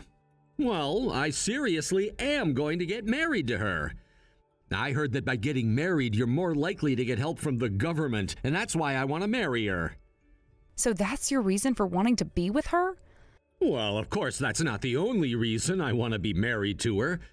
For May and I, it already feels like we're both living together, and I'm sure if I get married to her right now, it'll make Mom feel a whole lot better about herself, right? Well, if you want to make Mom feel better about herself, how about you get a job? Lena, I feel as though I've already told you this before. I am a pro gamer right now, and that means playing games is my job. Listen, David, I don't mind you calling yourself a pro gamer or anything like that, but at least start calling yourself that once you're making some money. And to make sure that I make a lot of money as a pro gamer, I have to continue to practice over and over again. When it comes to us gamers, playing every day is the best thing we can do for ourselves. It's like being a pro athlete, training over and over again for the big day. And if you were a real pro gamer, I would support you in what you're doing. I, for one, actually happen to like video games myself and have watched a lot of esports tournaments before. But listen, David, have you ever even been in a gaming tournament before? Recently, I haven't had the time to get into the tournaments, but I'm telling you, the next tournament that comes up, I'm gonna play in it and leave some lasting impressions. And that's why right now I'm not even sleeping because I'm training so much for those tournaments. What do you mean you haven't had the correct timing to get into these tournaments? It's not like you're doing anything else with your day, so make time to actually play in them for once. Either way, you can't keep calling me a shut-in like that all the time. So when it comes to that 70 grand Mom was asking for, make sure you hand it over to her. If you keep thinking you're not some kind of shut-in, then how about you pay yourself? Are you not aware of how ridiculous everything you're saying is sounding right now? You're just jealous of me, aren't you, Lena? I know because Mom told me before about you. You happen to still be single and haven't even had a chance with another man in a long time. So when you see me and May having a good relationship with each other, you only grow more jealous and upset. You're not even listening to what I'm saying anymore. By the way, what is May even doing right now for a living? Can't she at least go out and find a job so you guys can make a little income? Right now, May is working as a YouTuber, so she's doing the same thing as me right now, working an incredible job inside of her comfortable room, so there's no reason for either one of us to have to leave the house to go work. Ugh, you are still saying that she's doing those things? Then tell me, David, how many videos has May made so far as a YouTuber? She's made one video so far, and that was her debut video. So she's still only made one video so far for her YouTube channel, and that was a half a year ago. Yet you're still going to call her a YouTuber? The both of you really need to have a good look at your reality right now. Like, seriously. Shut up! You're the one that should be taking a good look at your reality. How about you stop screwing around all the time and go out and find yourself a man who you can marry? Oh, but unlike me, you're both ugly and stupid, so there was never gonna be a chance for you to find a man. I think it's best that you start finding a liking in women instead. I've had enough of this. Even trying to care about your situation right now is going to make me go insane. Sure, I'm the one who's going insane right now listening to you. Anyhow, you need to make sure to pay that 70 grand to Mom as soon as possible, all right? God.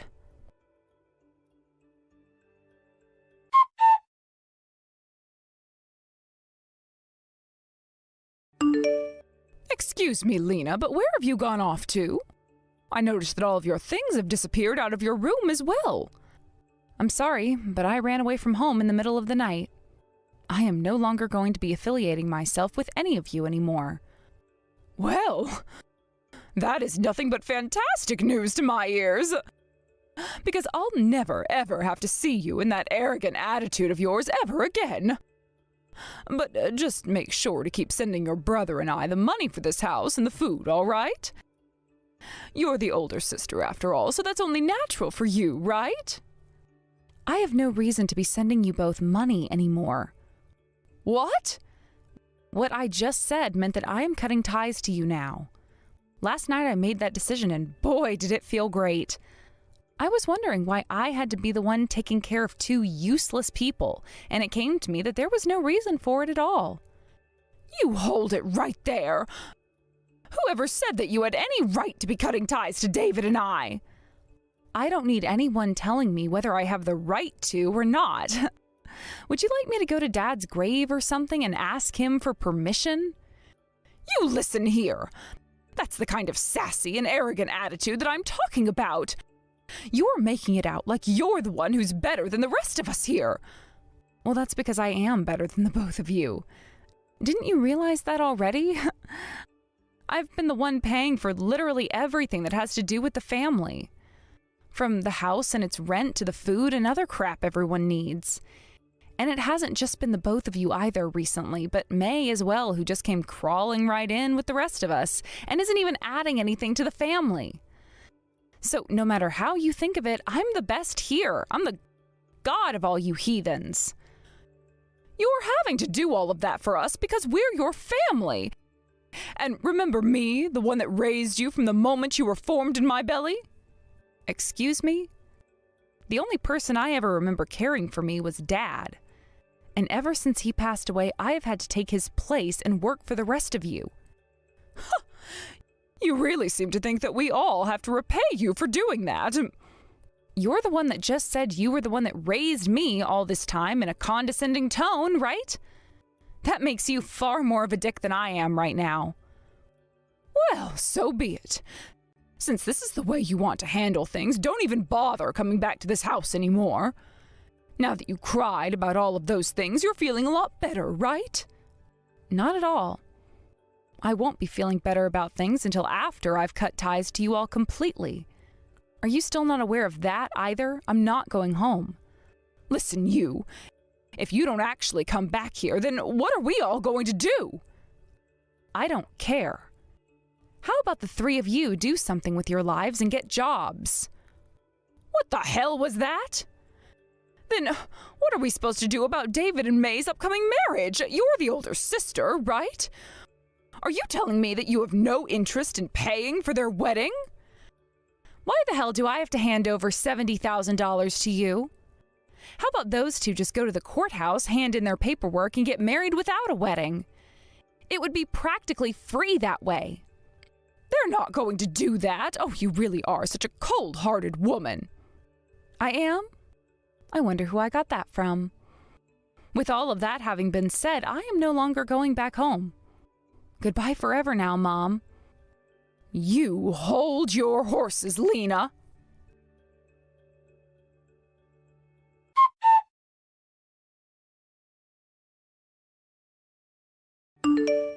Yo, Lena, what do you think you're doing cutting ties to both Mom and me?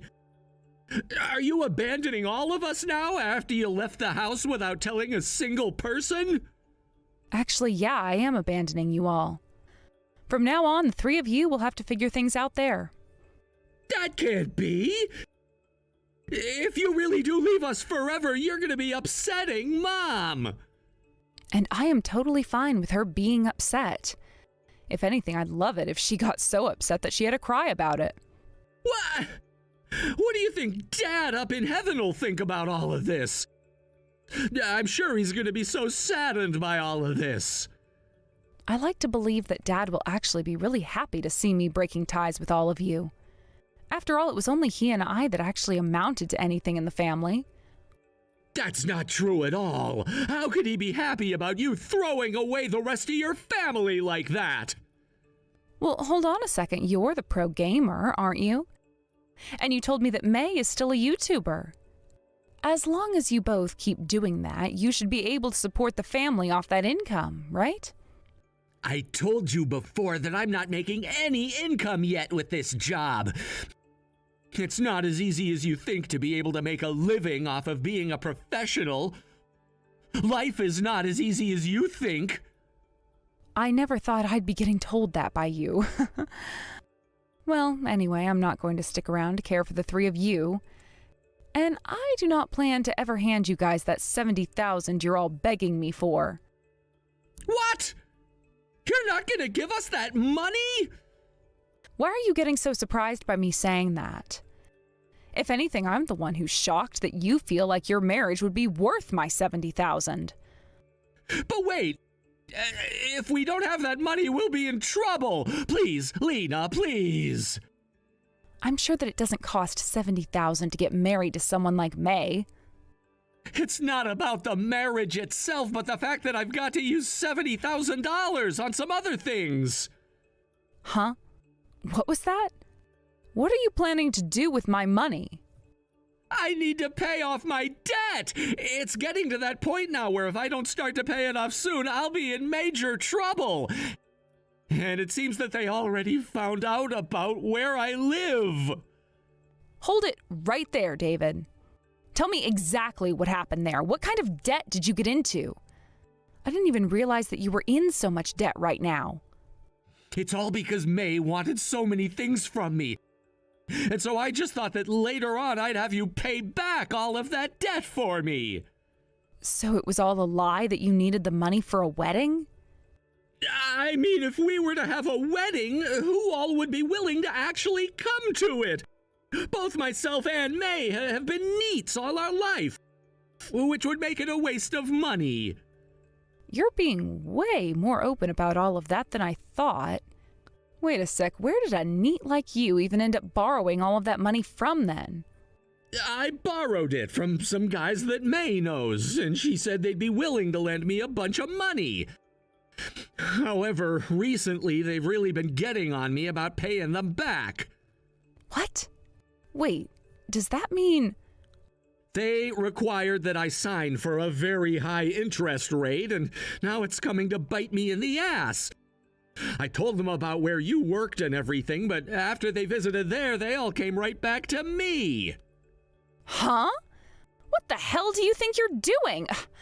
So that's what that was all about? That strange man that came into the office one day? Hold on, wait, that would mean May is... That's right. It can't be helped how selfish of a woman she really is. But to me, that kind of a personality is really cute, right? Think all of this through very carefully, David. Are you not aware that May is most likely associated with that group and is there to help get people into insane debt? Hey, that's not at all the case. You're just overthinking things now. I'm not overthinking a single goddamn thing here. The way I'm thinking about all of this is very normal for most people. I'm telling you, that's not the case. There's no reason for her to do something like that. So could you please cut it out now with those stupid delusions you're having about her? David, cut the bullcrap and take a look around you right now, why don't you? I always knew you had a hard time seeing things for the way they really are, but now you're making it seem as though you're just blind. God. Shut up about it already. You're just starting to piss me off now saying all of that about me. You have to understand that I'm telling the truth deep down, right? You've been tricked by her, but you're too afraid to admit it. I know as your older sister that you're not totally stupid. You've always been really calm when approaching everything and have always looked at things thoroughly enough to understand them. Shut up already! I know that May loves me and that you're just jealous. I've even heard her say that she loves me thousands of times. David, has there ever been anything the woman has done for you so far? Well, about that. And how much have you been getting used by her? Well, in terms of money, she's used about $40,000. So you're telling me that you've borrowed and spent $40,000 for the woman, and yet she hasn't done a single damn thing for you?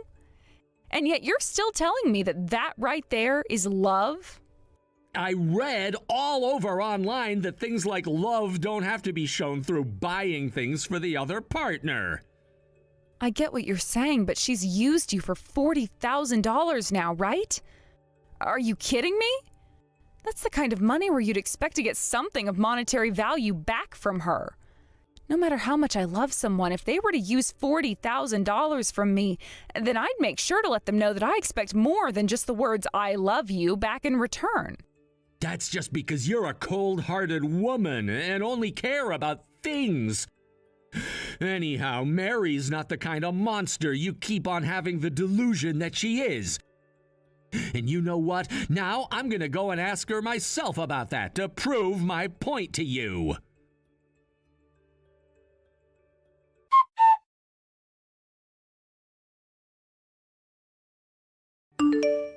Yo, Mary's gone and run off and I can't find her anywhere. Are you kidding me? I didn't think that she'd have to leave the house today, but why would May leave me like this? None of this is making any sense to me. No, this should all be making really good sense to you now, right? You were used by her to get some money from her loan shark friends. She left me a note on the kitchen counter. It reads, "Hurry up and pay off that money," in bold letters.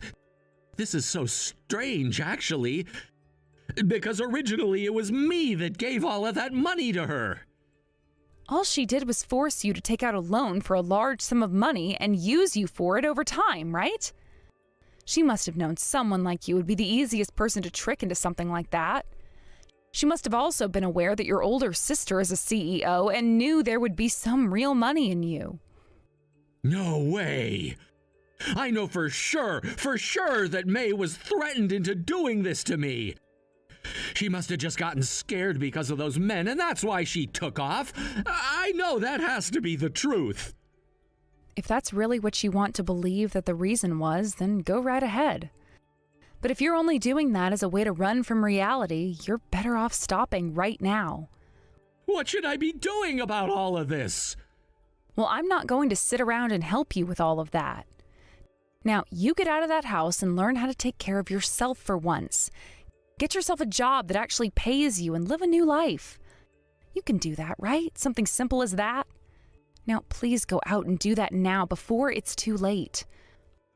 I wonder if I can really do all of that. Honestly, I don't know.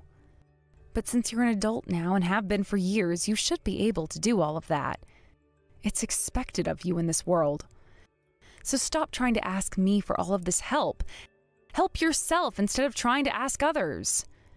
But I'm sure all of that is going to be really tough for you when all you do is make excuses in order to run away from reality, right? I'm not running away from anything. The reason you never actually join any gaming tournaments is because you're too afraid to lose, and so you run away, right? If you were to just think about the moment and believe in who you are, then I'm sure you wouldn't end up in as bad of an outcome as you think. But instead, all you do is think about failing, and that's why you turn tail and run the other way.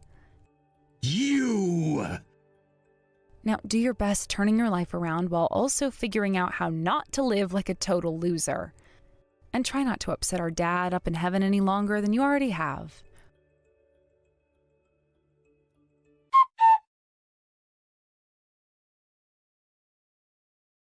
What the hell did you end up saying to David? He is so upset and sad now that he won't even respond to any of my calls to him now. I had to show him the reality of his situation. I just hope that with his eyes opened wide to all of it, he'll start to take care of himself more and change for the better. You shut up and come back home right now. Just a second ago, a bunch of strange men arrived at the house and have been encircling it. Those are the guys who have come to reclaim all of that money David took from them. Huh? Reclaim what money? And try your best to help David pay that $70,000 to all of them when they come greet you. After all, it's only you left who can help David out with all that now. Hold on a second. So he's in debt? And what's this $70,000 all about? David is in some terrible debt right now. That $70,000 that he'd been telling you about had nothing to do with his wedding, but with paying off all of that debt he's currently in. And that debt came from May, who took advantage of and tricked David into getting into debt to give her everything she'd asked for before she took off. And the money that he's borrowed was done at an insanely high interest rate. I'm not able to think straight about anything right now. Wait, is that really true? But May was always so... I feel kind of bad for you now, but you're going to have to take great care of David now, all right? Hey, I'm asking you to please come back home right now. I promise not to bully you anymore while you're here. I've finally come around to realizing just how much I appreciate you and the person you are. I'm very sorry, but that's impossible now. I was the first one to have their eyes opened and will not be shutting them anytime soon. I had to see the reason for why I was having to give up all my time and money for you guys. When I figured that the answer didn't even exist, I really started to hate myself.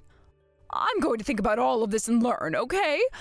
That's it. At the very least, can you please pay off all the debt that David is in right now? I'm sure we'll be able to pay you back, all right? How does that sound? Please. You're never going to give me any of that money back.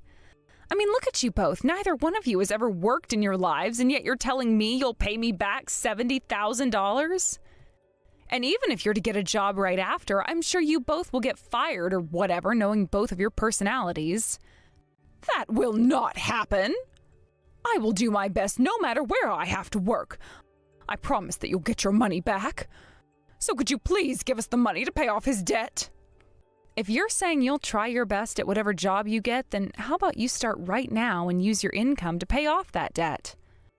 I'm sure that if you go out there and state that you'll both start to work in order to pay all of that debt off, they will all agree to that.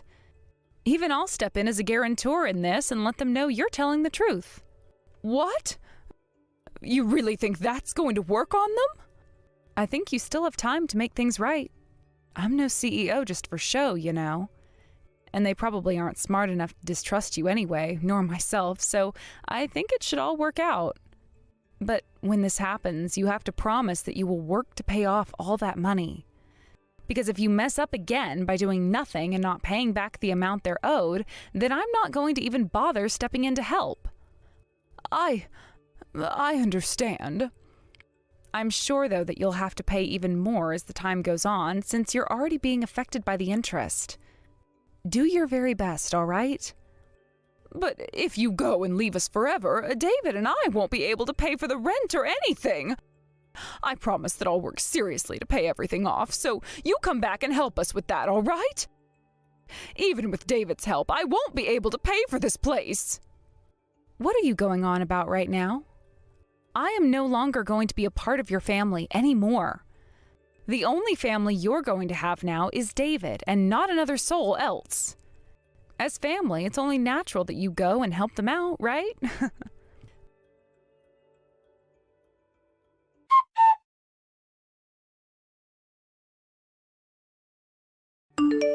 When I was finished with that conversation with my mom, I went and blocked her number before also deleting her contact in my phone.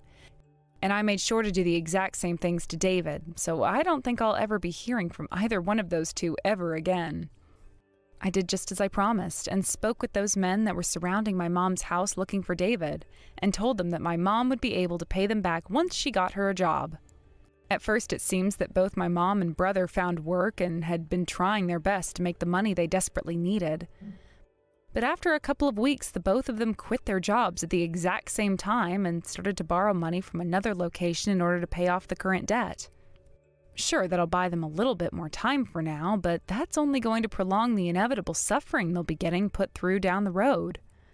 But considering that the both of them just love to look the other way to reality and run from it, there was only a matter of time before they did all of this to themselves. Now, with those two being in even more debt than they started out battling, they will most definitely not be paying rent for the next couple of months and are on their way to becoming homeless. A few months later, I heard that those two ended up getting beaten pretty hard by the group of loan sharks they had borrowed from after the first group, and that left David totally paralyzed and my mom in a coma, which she's still not out of. But those injuries didn't get given without some sacrifice to those men, as in a last-ditch effort before they came to get their money, David bought a gun and killed one of them. Of course, the court doesn't really agree with what he's done as being a form of self-defense, and now he's on trial for murder, and will most likely end up in prison for life. Watching all of this play out from far away has shown me one thing more than anything else, and that's that family was nothing but trouble. I thank God every single day that I was given the chance to escape all of that and change my name so I'm never associated with those two ever again. And now that we're back on the subject of myself, back when I had first ran away from them in the middle of the night, I made sure to make a road trip out of it and drove all the way across the U.S. Luckily, a lot of my work can be done remotely, so my leaders agreed that I could do what I had to escape my mom. And before I knew it, I was in Oregon, signing the contract to a new apartment where I'd be starting.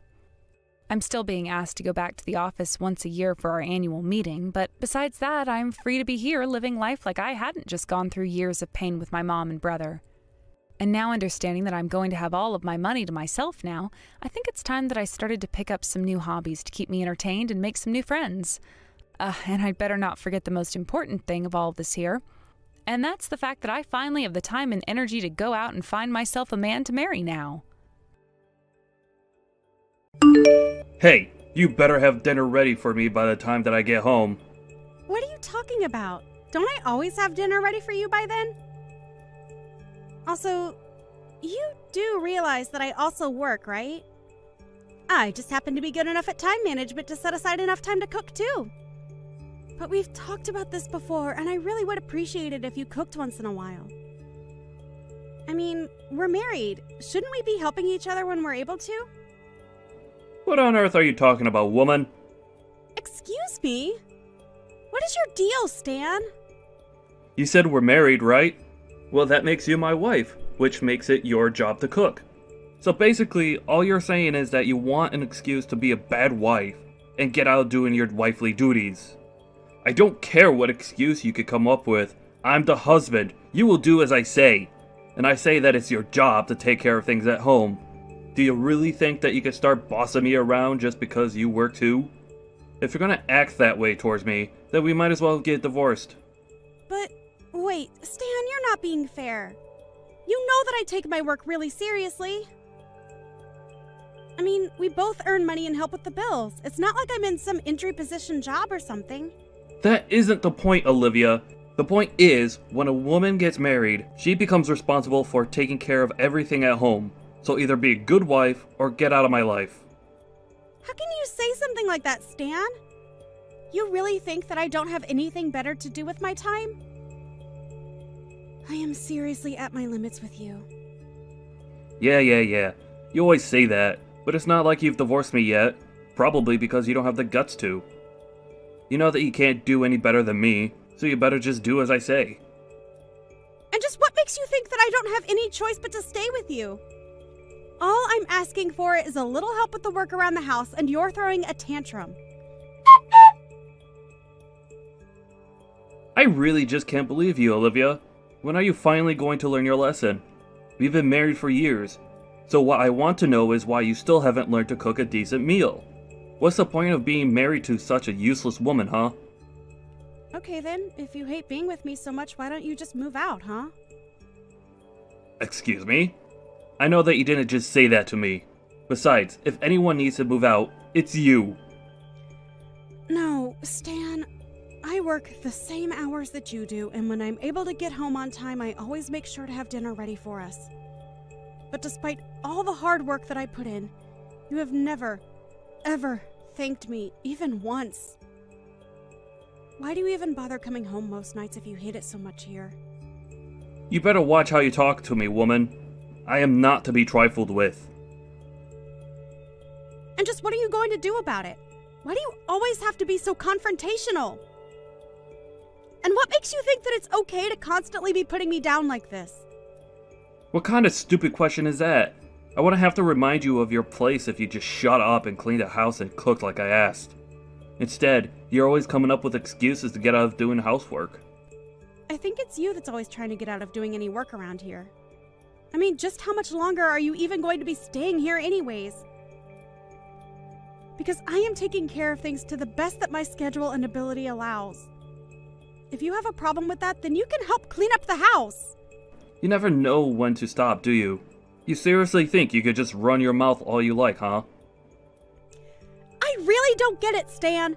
Just what in the world makes you think that it's okay to talk to someone like this? Why are you always so rude and angry towards me when I try to talk calmly with you about things? Don't you tell me what to do. You're my wife, and I'll talk to you however I please, thank you very much. Your wife? Are you sure about that, Stan? Oh, please. I know what you mean. I also wonder for how much longer I'm going to call you that. But if you keep up this nasty attitude you have towards me, I can guarantee you that it won't be for long. No, wait, that wasn't quite what I was saying there. There you go, trying to walk things back, now that you realize you've screwed up. But if you don't want me to divorce you, you'll just shut up and take care of the house like I ask. Got it? Stan? Stan? I really think you have no idea just quite where you stand right now. Do you really think you can just keep talking to me like this and not expect any consequences? You really don't seem to understand at all that you're not in a good position to be saying those things to me. And just what position am I in?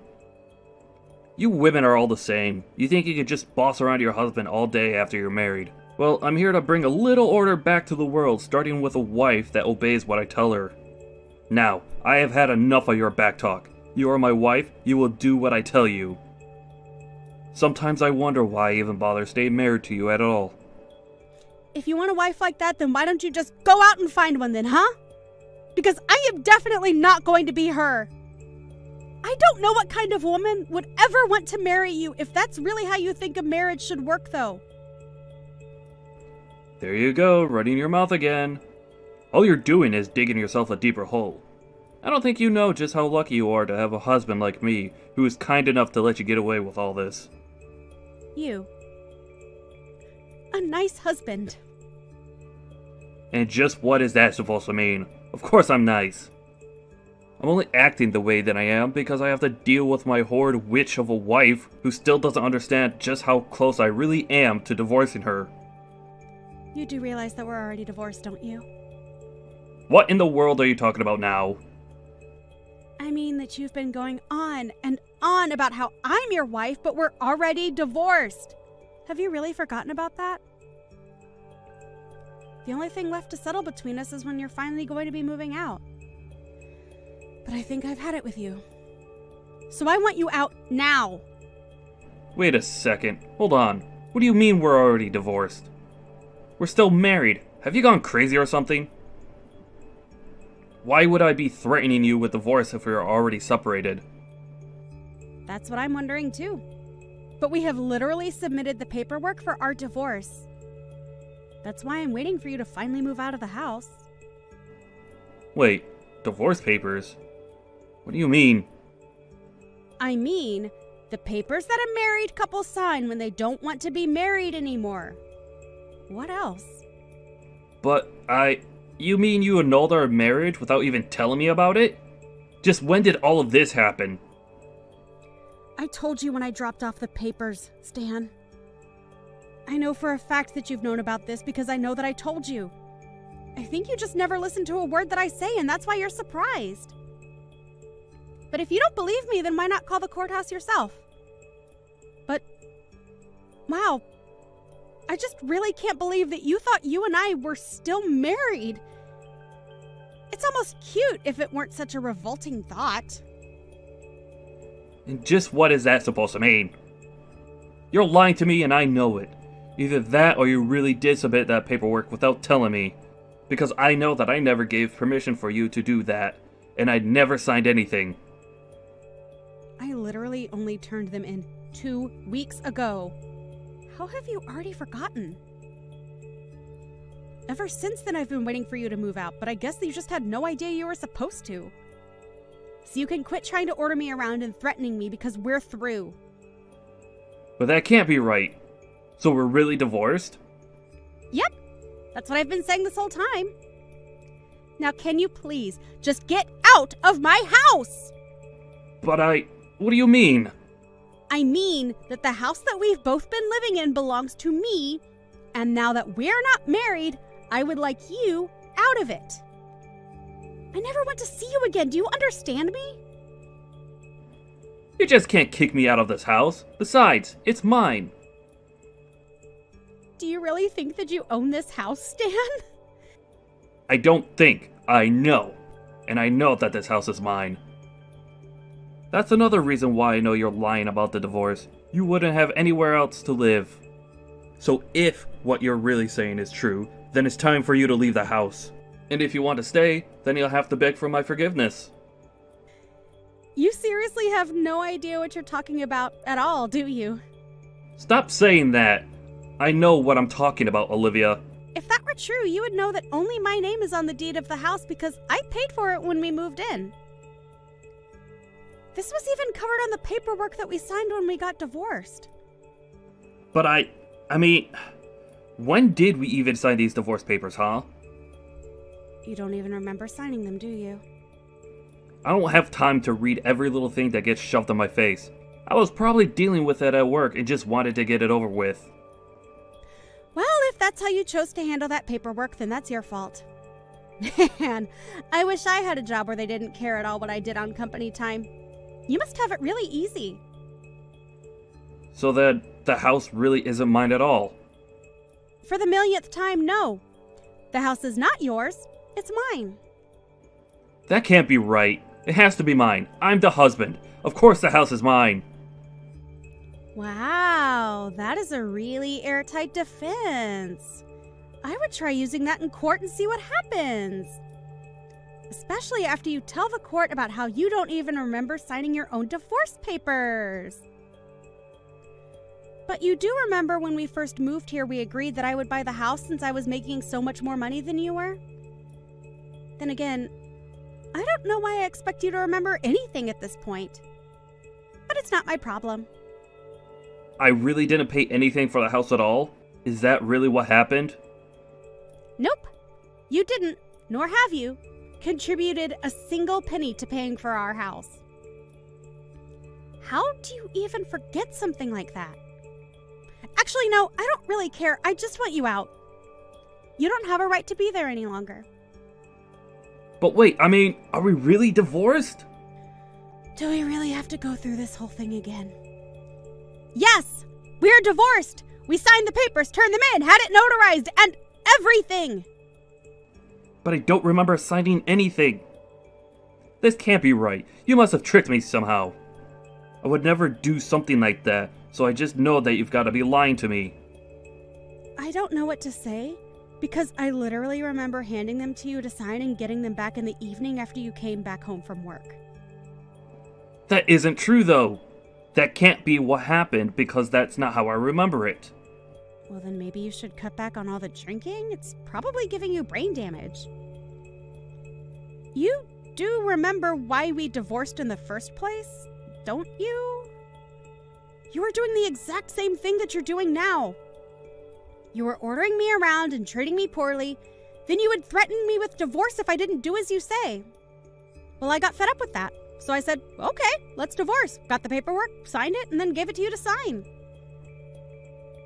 But that's not what I remember happening. I don't really care one bit what you remember because it's what happened. How many times are you going to make me go through this before you understand that I'm telling the truth?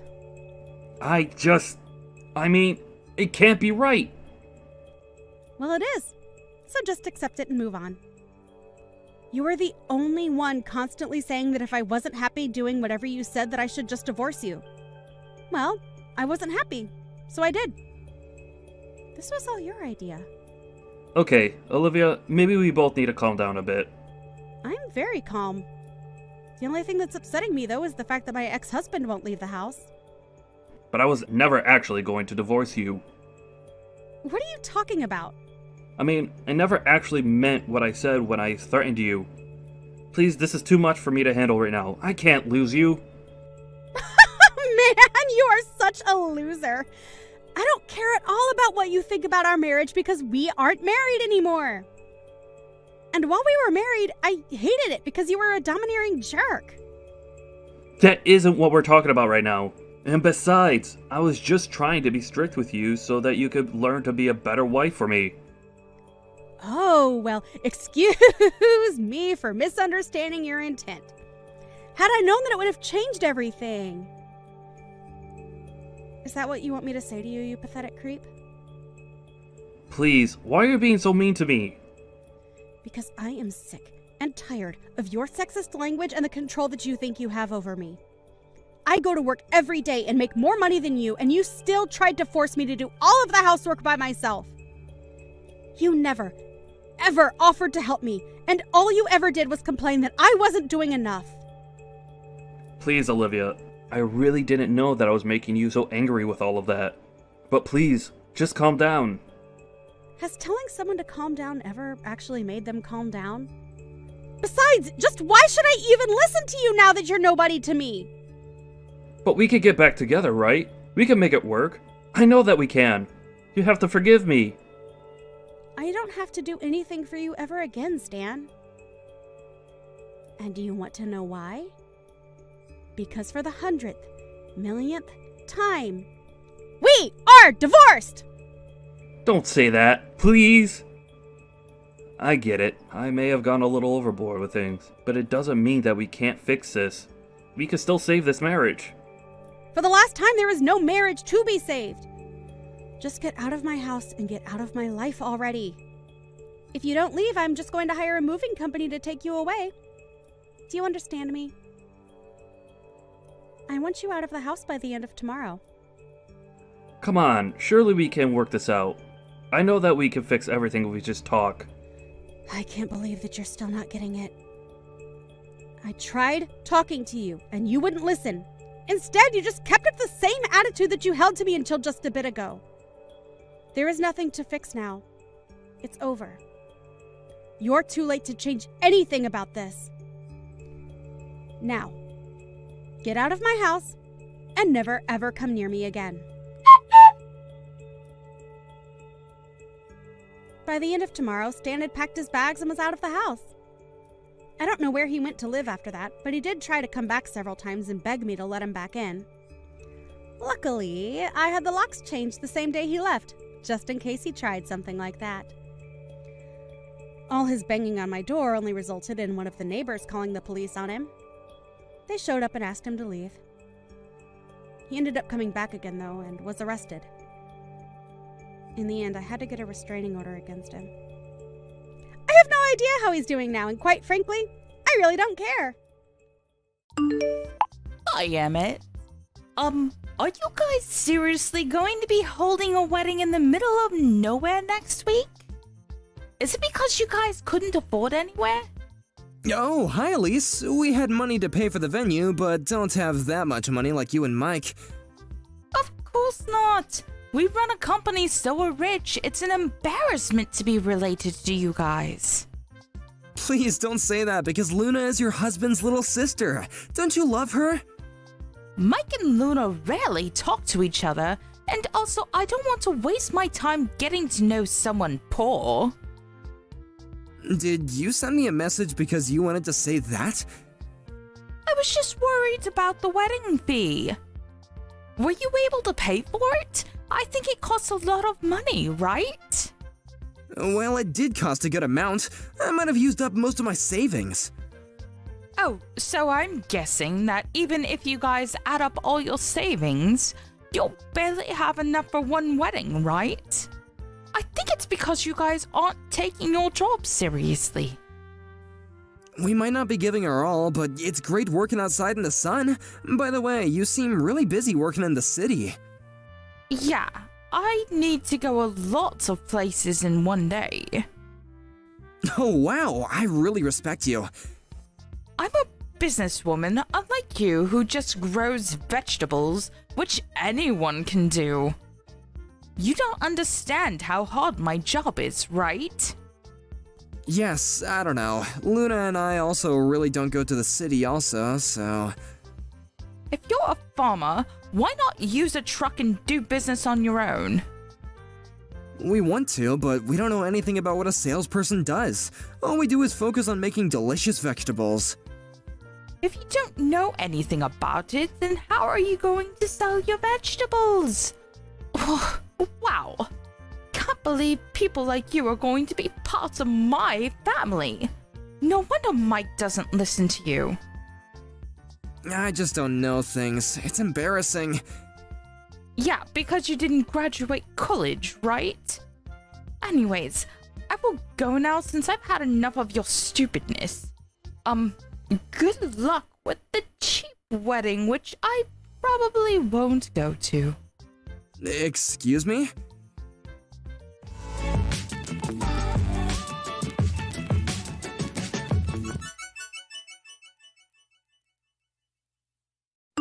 Did Elise say something to you? Yeah, how did you know? You seem a little down. I actually got a chat from her this morning. Like, making fun of you? Yeah, she said something like poor farmer. What the hell does she want to do? I think she's full of herself since she's working at a big city. I mean, I was too when I worked around there when I was younger. You were young. She's almost 40. Are you serious? Can you talk to Mike about her and explain how ridiculous she is? Why? I haven't talked to him for years. I can talk to him for you. I just thought I needed to tell him because I want to have a better relationship with him. As a family and also business-wise. I just don't want the wedding to be ruined because of her. It's okay. I will contact him, but can I think about it? Sure, but why aren't you getting along with him? It's more like he forgot about us. His business got successful 10 years ago and he hasn't come home since, so... Oh, I see. So it's kinda hard to reach him, right? But since you sent an invitation, he might come. I hope so, but the problem is if he comes, then Elise is coming also. I can't believe that I need to think about a lot of things for my wedding. Why don't we just relax and watch a movie drinking wine? Sounds good? Yes. Thanks, Emmett.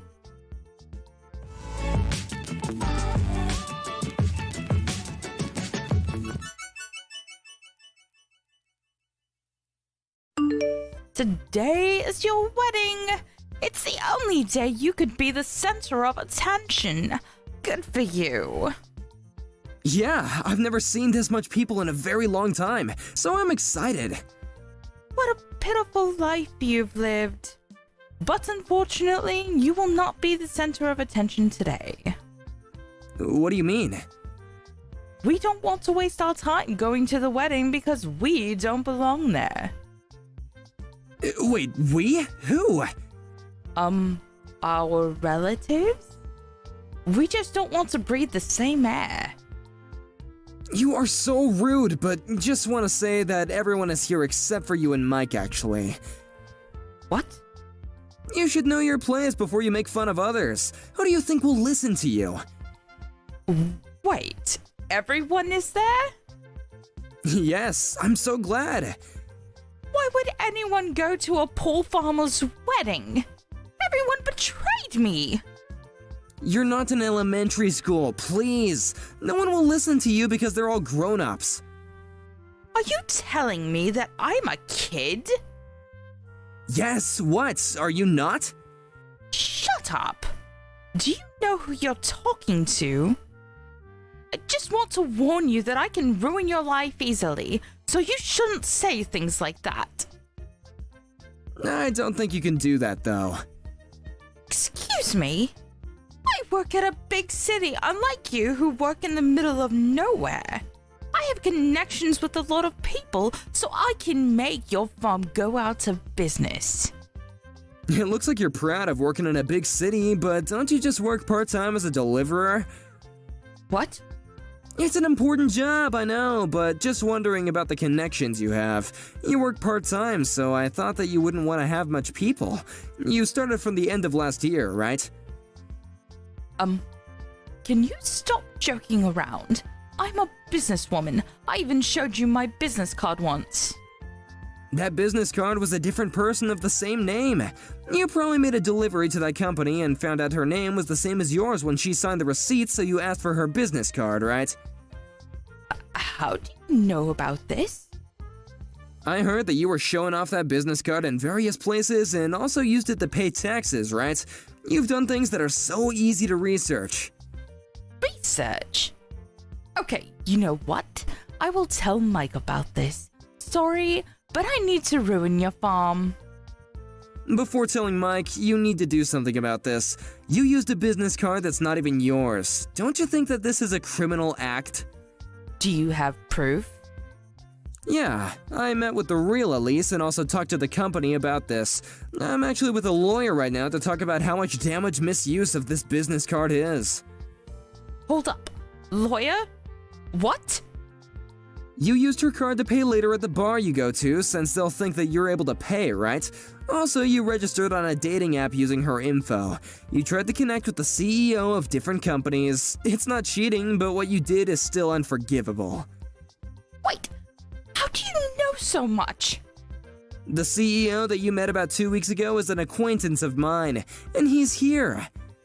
What? Are you joking with me now? No, he divorced his wife 5 years ago, so I thought it was sad and started the dating app. Oh, and he knows Mike also because he used to work under him. He's asking where Mike is, by the way. Mike is not going. But it's his little sister's wedding. Whatever. He is saying that he's not going. Really? Did you even tell him about this? I think that you threw away the invitations, right? You really don't want to be relatives with a farmer, huh? Exactly. Wait! I just turned on the TV, but what the heck is this? Oh, did you see? Since there are celebrities and CEOs of different companies, there are lots of cameras right now. Wait, I'm so confused right now. Our vegetables are used at famous restaurants, and we were actually able to write cooking books for our vegetables. I didn't expect it to be this way. I'm so happy. I can't believe this. Wait, is that Mike on TV? Yep, Luna contacted him. We're actually business partners because he uses our vegetables for his restaurant. He was pissed that you threw away all the invitations, by the way. Well, that's because I thought that Luna wasn't close to him. That doesn't mean that you can throw it away. I'm so sorry for that. Wait, I'm going to the wedding. I didn't know that you guys were this famous. I want to apologize to Mike also, so I'm going. I have the invitation, so I should be okay, right? It's going to take a long time to get here from where you live, so I don't think you'll make it on time. It's okay. I'm going there right now. Sorry, but the wedding is going to start, and even if you do come, you can't come in. Mike also told me that he's going to divorce you. What? Wait! I can't believe this! I'm going no matter what! Even though I won't make it to the ceremony, there's the after party! I told you, you can't come in. You just want to meet people and make connections, right? whatever. Tell me the address right now. You won't know even if I tell you because it's in the middle of nowhere.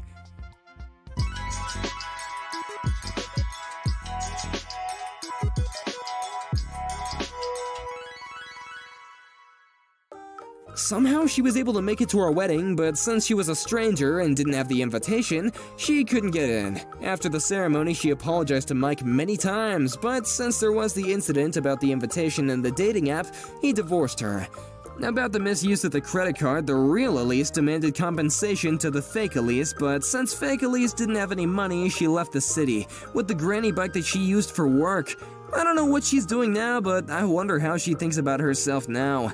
On the other hand, we got married and are still successful farmers.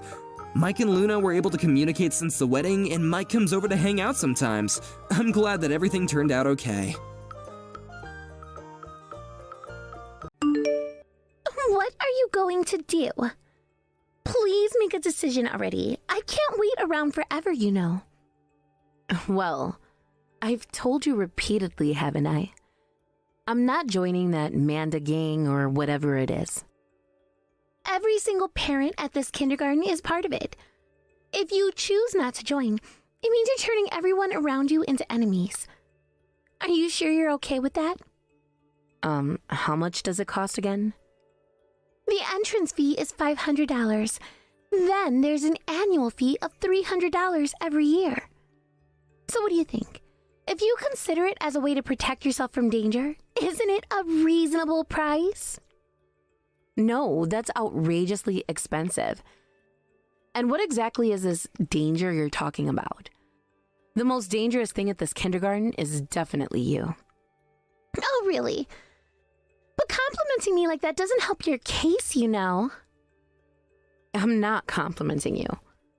So, what are you going to do? Hurry up and decide already. I can't keep wasting my time on just you. My time is valuable. Look, I've said this multiple times, haven't I? I'm not joining the Manda gang. Oh, really? Are you sure you won't regret this? You never know what kind of dangers lurk around in this kindergarten. I think it would be wise to have someone like me, part of the gang, on your side. Gang? You're part of a gang? Of course! My name is Manda, isn't it? It's obvious I'm either a spy or a gang member. I think you're being a bit prejudiced here. Besides, if you're part of a gang, that makes you an even more dangerous presence. That's exactly why you should have me as your ally. But if you refuse, that's your choice. Fine, I won't ask you again. However, just know that I won't be responsible for what happens next. You're literally demanding bodyguard fees. That's classic gang behavior. Regardless of whether you're in a gang or not, I'm not joining the Manda gang. Okay, so you're saying you're fine with whatever dangerous things happen? Just make sure you're careful out there. Just think about what could happen if you turn me into an enemy. Seriously, what are you talking about? I can't believe you're using this scare tactic on me. I'm just trying to look out for you. You might think you're fine on your own, but trust me, being alone isn't always safe, especially in a place like this. You'll never know who you might encounter or what could happen at the kindergarten when you least expect it. You really have a flair for the dramatic, don't you? It's just a kindergarten, not a battlefield. Besides, do you really think the other parents are that terrifying? I mean, they're just parents like me, trying to do their best. Oh, that's where you're wrong. This is not just any kindergarten. The dynamics here are complex, and the other parents can be quite territorial. Not being part of the group means you might miss out on an important information, or even face unwarranted hostility. So you're saying I have to pay money to keep myself in the loop and avoid being ostracized? That sounds ridiculous. Why should I have to pay to feel safe among parents? Because that's how things work in this community. If you want to be a part of it, you have to follow the rules. And trust me, it's better to have allies than to go it alone. You'll find it more beneficial in the long run. Why do I get the feeling this is just a way for you to get some money? It feels like you're just using the concept of danger as a way to manipulate me into joining. Maybe you're right. Or maybe I'm genuinely looking out for you. Either way, it's up to you. Just think carefully about your decision. Once you're out, there's no coming back. You'll be left to fend for yourself, and who knows what that entails. Honestly, you're making this all sound so much worse than it is. Maybe I just need to trust my instincts and go with my gut feeling, rather than letting you frighten me into joining your little group.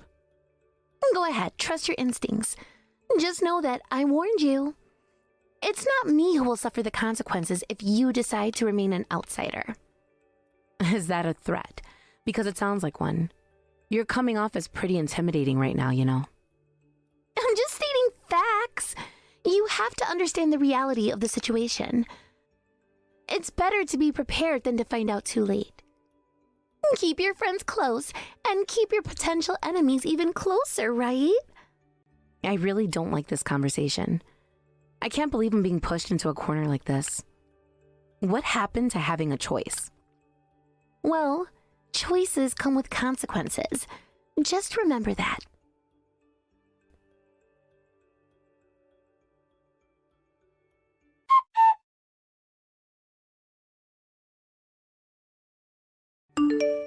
So, for a while now, those cheap harassments have been continuing. Hey, don't you think we need to make that idiot understand what's going on? I absolutely knew you were going to say that. Listen, I'm not the same person I used to be. What are you talking about? People don't change that easily. You're still the same local gang leader who absolutely hates anything crooked.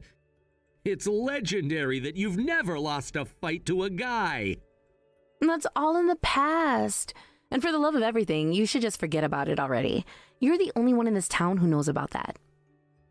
I'm proud of you. As your brother, you've been my hero since the day you took down those bullies who were picking on me. Look, that was a long time ago. You don't have to keep worrying about it. Besides, that made you turn into a delinquent too.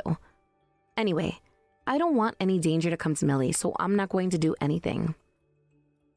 But you're being harassed, right? Are you just gonna let it happen? It's just whispers behind my back and some intentional shoulder bumps here and there. I can handle it if I just put up with it. How weak is the legendary gang leader now? Because they say they're from the gang. It would be troublesome to turn them into enemies, right? No way, that's obviously just a bluff. You don't really believe that, do you? I know it's a bluff. And come on, you're not the kind of person who gets scared of a gang, right? Anyway, I don't want to stand out anymore. I want to sever ties with my past and promote anti-violence. What a shame. If you ever decide to get back at them, let me know. I'll help you with anything. You just want to see me get into trouble, don't you? Of course! I don't want to see you as some toothless tiger. Right now, my daughter is the most important thing to me. I don't want to create unnecessary problems for Millie. You understand, right? Well, if you put it that way, I can't say anything. But if you ever decide to retaliate, as long as it doesn't put Millie in harm's way, let me know. I'll help with whatever you need. You're unbelievable. Just think about it. You've dealt with those bullies before. You've got this. We're family, and family looks out for each other, right? Look, that was different. I had a reason back then. Now it's about being a responsible adult and setting a good example for Millie. I can't let her see me fighting or getting involved in gang matters. Come on, being responsible doesn't mean you can't stand up for yourself. You don't want her to think that she should just accept bullying, do you? That she should be passive? I'm trying to teach her that there are better ways to handle conflicts without resorting to violence. I want her to be strong in her own way, not through aggression. Strength can come in many forms. Sometimes standing your ground is the most important thing. If you let them walk all over you, what kind of message does that send to Millie? Maybe, but I still think there are more peaceful solutions. I'm not going to let my past define me or my future.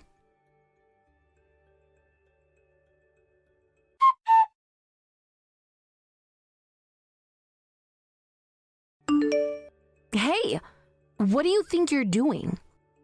What do you mean, what am I doing? You're the one who's in the way. Don't stand right in front of me like that. I was holding hands with my child over here. How could you reach out and touch me like that? What were you thinking? Shut up. I don't care about your whining. You're just a nuisance, old lady. Don't underestimate the gang. You're an old lady too, you know. And what does it matter that you're in a gang? Ha! Who do you think you are talking back to me like that? I kicked you out because you were in my way without asking for permission. If you've got a problem with me, the gang member, why don't you say it to my face? You scum. I'll crush you. What did you just say? You almost hurt Millie. This has crossed the line. I won't forgive you for this. What's with you? Do you think I'll get scared because you're acting tough? I'm in a gang, you know. Is that how you want to rebel against me?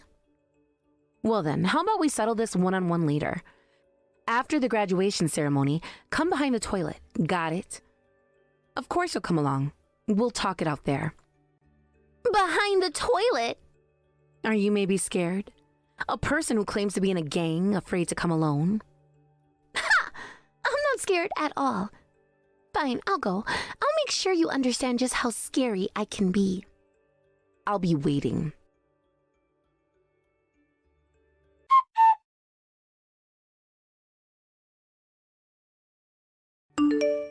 Amanda, it's terrible that you hit me with a wooden plank from behind. Can't you face me head on? Ha! I don't know about that. Don't put the blame on me. What? Did you even see what the person who attacked you from behind looked like? You didn't, did you? So how could you know who did it? Are you seriously underestimating me right now? I was trying to keep my cool and resolve this through conversation, but now I really don't care what happens next. Got it? So what's going to happen? Besides going against me means you're going against the gang. If you're okay with that, then go ahead. Then why don't you bring your gang with you? Eh? Since you have the gang backing you up, hurry up and bring them here. What? Are you really okay with that? You won't get off easy. So hurry up and bring them. I'm curious to see what kind of people will come. No. This will turn into a big deal, so I'll let it slide. Forget it. This conversation is over. Who said it's over? Bring your gang here now. If you don't, I'll crush you. What are you going to do? What? I said I'm not calling them. It feels ridiculous to call them out for something like this. Are you trying to say that you were lying about having a gang? Huh? It's not a lie. If push comes to shove, I can bring a whole crowd to attack you. Oh, really? A gang that can only sneak up on someone from behind? That's pretty pathetic. Again, I'm saying it wasn't me. It must have been some suspicious person who showed up. If you joined the Manda gang, I could have protected you. Here, watch this video.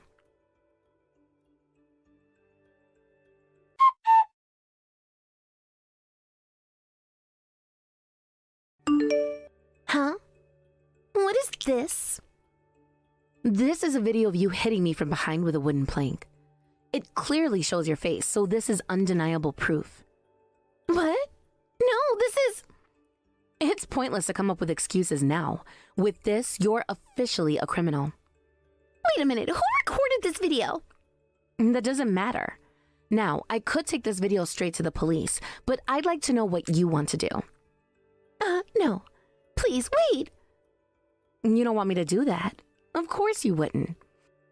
So I need you to promise to listen to what I say from now on. Hold on. Is that a threat? Yes, it's a threat. If you don't do as I say, I'll make sure you regret it. After all, if you put my daughter in danger and then hit me from behind, it's only natural that this would be the consequence. This is just... I never meant to put your daughter in danger. Well, it looks like you did. You have to understand that actions have consequences. You might think you can get away with this, but I'm not going to let you. I didn't know it would go this far. That's the problem. You acted without thinking, and now you've put yourself in a terrible situation. You think this is a joke? It's serious. I'm really sorry. I didn't mean to. Sorry, won't cut it now. You have a chance to make things right, but you need to cooperate with me. No more games. Are you going to listen or not? Okay, I promise I'll listen. Just don't show that video to anyone, please. Then we have an understanding. If you try to pull something like this again, I won't hesitate to use this evidence against you. You better watch your back.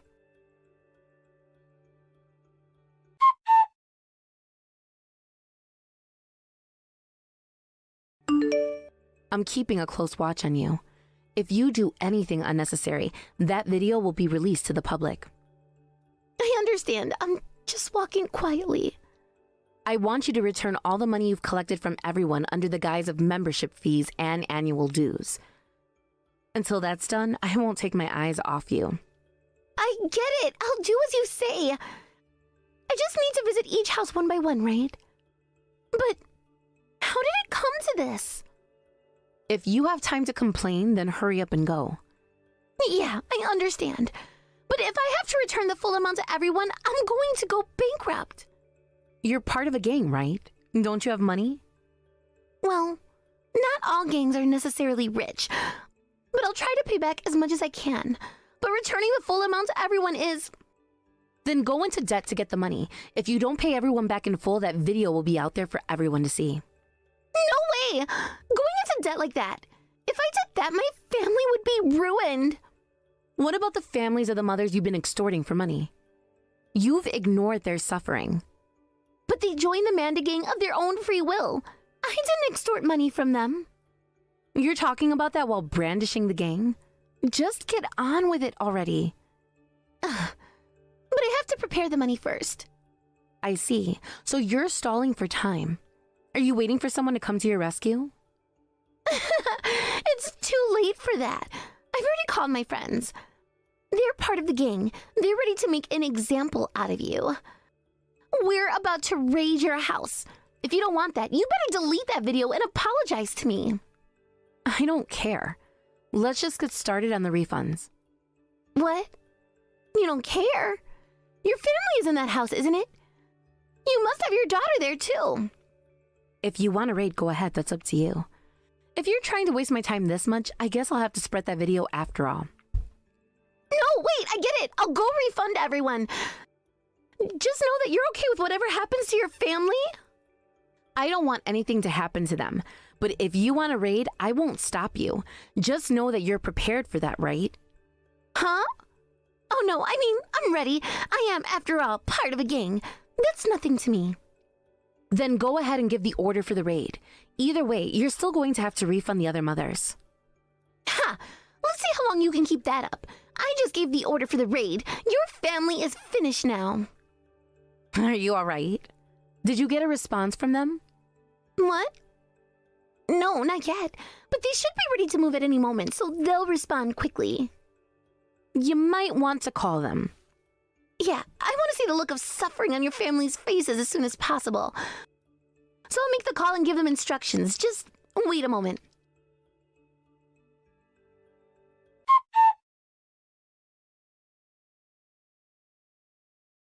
What on earth is going on? When I called, I was told that the attackers had been wiped out and that everyone had been sent to the hospital. I anticipated something like this might happen, so my brother has been guarding our home. I'm glad to hear that. You didn't lose your life. People who would go so far as to harm a family member could have dealt with my brother in ways you can't even imagine. Wait. Now finally, I can resume my rounds of apologies. You can't buy yourself more time anymore, right? I can't believe this.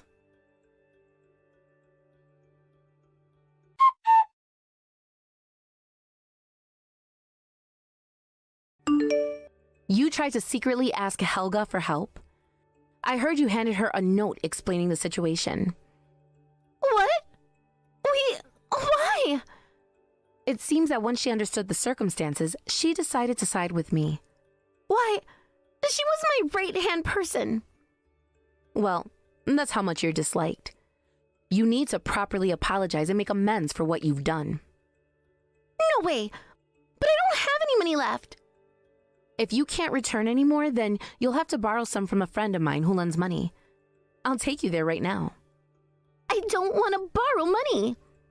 If you're saying you can't pay back anymore, then borrowing is your only option. Don't worry. I'll make sure the collection process is gentle. I don't want to deal with a loan shark connected to you. And besides, I'm in a gang, remember? Do you really think I can just get away with this? You're not in a gang. It's pretty obvious. What? Of course! I am part of a gang. Just earlier, I was able to hire those attackers. Those were just hired thugs, and my brother got the information from them. Damn it! No, but those guys will go to the police. If that happens, your brother will be arrested for assault. The police will certainly be interested in those who attempted to raid a private residence. And they'll also be looking for whoever was giving them orders. Damn! What is wrong with you, really? By the way, my brother also looked into your background. Not only are you not in a gang, but your name isn't Manda, it's Mandy. Huh? So you thought up a gang-like name and went by Manda? Honestly, how pathetic can you be? Though I don't think Manda sounds particularly gang-like either. Please, I'm begging you, don't tell anyone. If you don't want me to tell anyone, then please go ahead and borrow from my moneylender. For making your rounds of apologies, you'll probably need about $20,000 in cash, right? The interest rates will be a bit high, but it's not an amount you can't pay back. I can't take this anymore.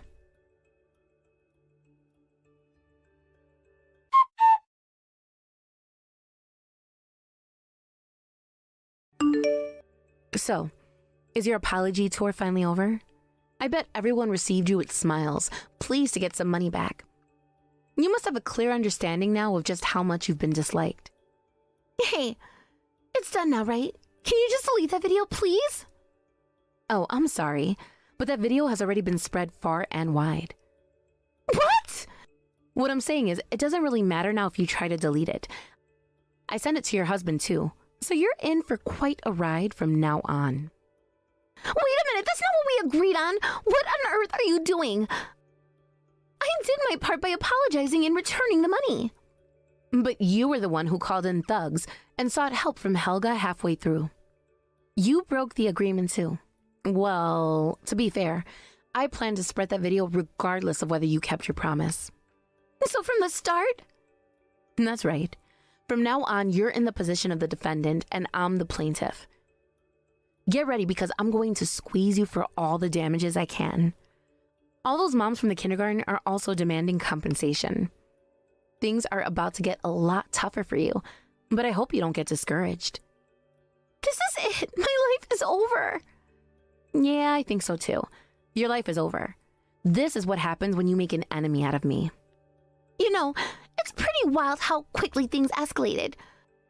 One moment you thought you could manipulate the situation, and now look at where you are, on the brink of losing everything. I wonder if you truly grasp the depth of your predicament. I mean, you went around thinking that you could treat people however you wanted, assuming they would just accept it. But no one was okay with your actions, especially not after everything you've done. This isn't just about money, it's about respect, and clearly you've lost that in spades. Do you even realize how many people you've hurt? It's not just the moms you owe money to, it's the relationships you've damaged and the trust you've shattered. This is going to haunt you, and you can't just wish it away. I don't think you fully understand what I'm capable of when it comes to fighting back. You assumed you could push me around, but I've got my resources too. You might have been the big shot, but in reality, you're just a small fry with big dreams of grandeur. You've dug your own grave, and now you have to lie in it. You could have avoided this by playing nice, but you chose the hard way. It's sad, really. I almost feel pity for you. But then again, you've brought this on yourself. So, are you prepared for the storm that's coming? Because it's going to be relentless. There's no backing out now. You've crossed too many lines. Your pleas and your cries will fall on deaf ears. No one is going to come to your rescue because you've burned too many bridges.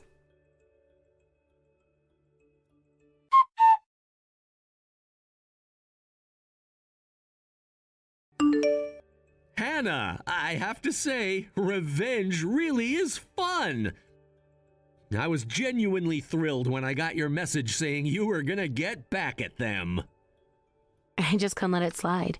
And I owe a big thanks to Dexter, too. He really helped us fend off those guys.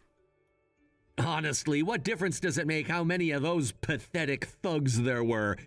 It's all the same to me.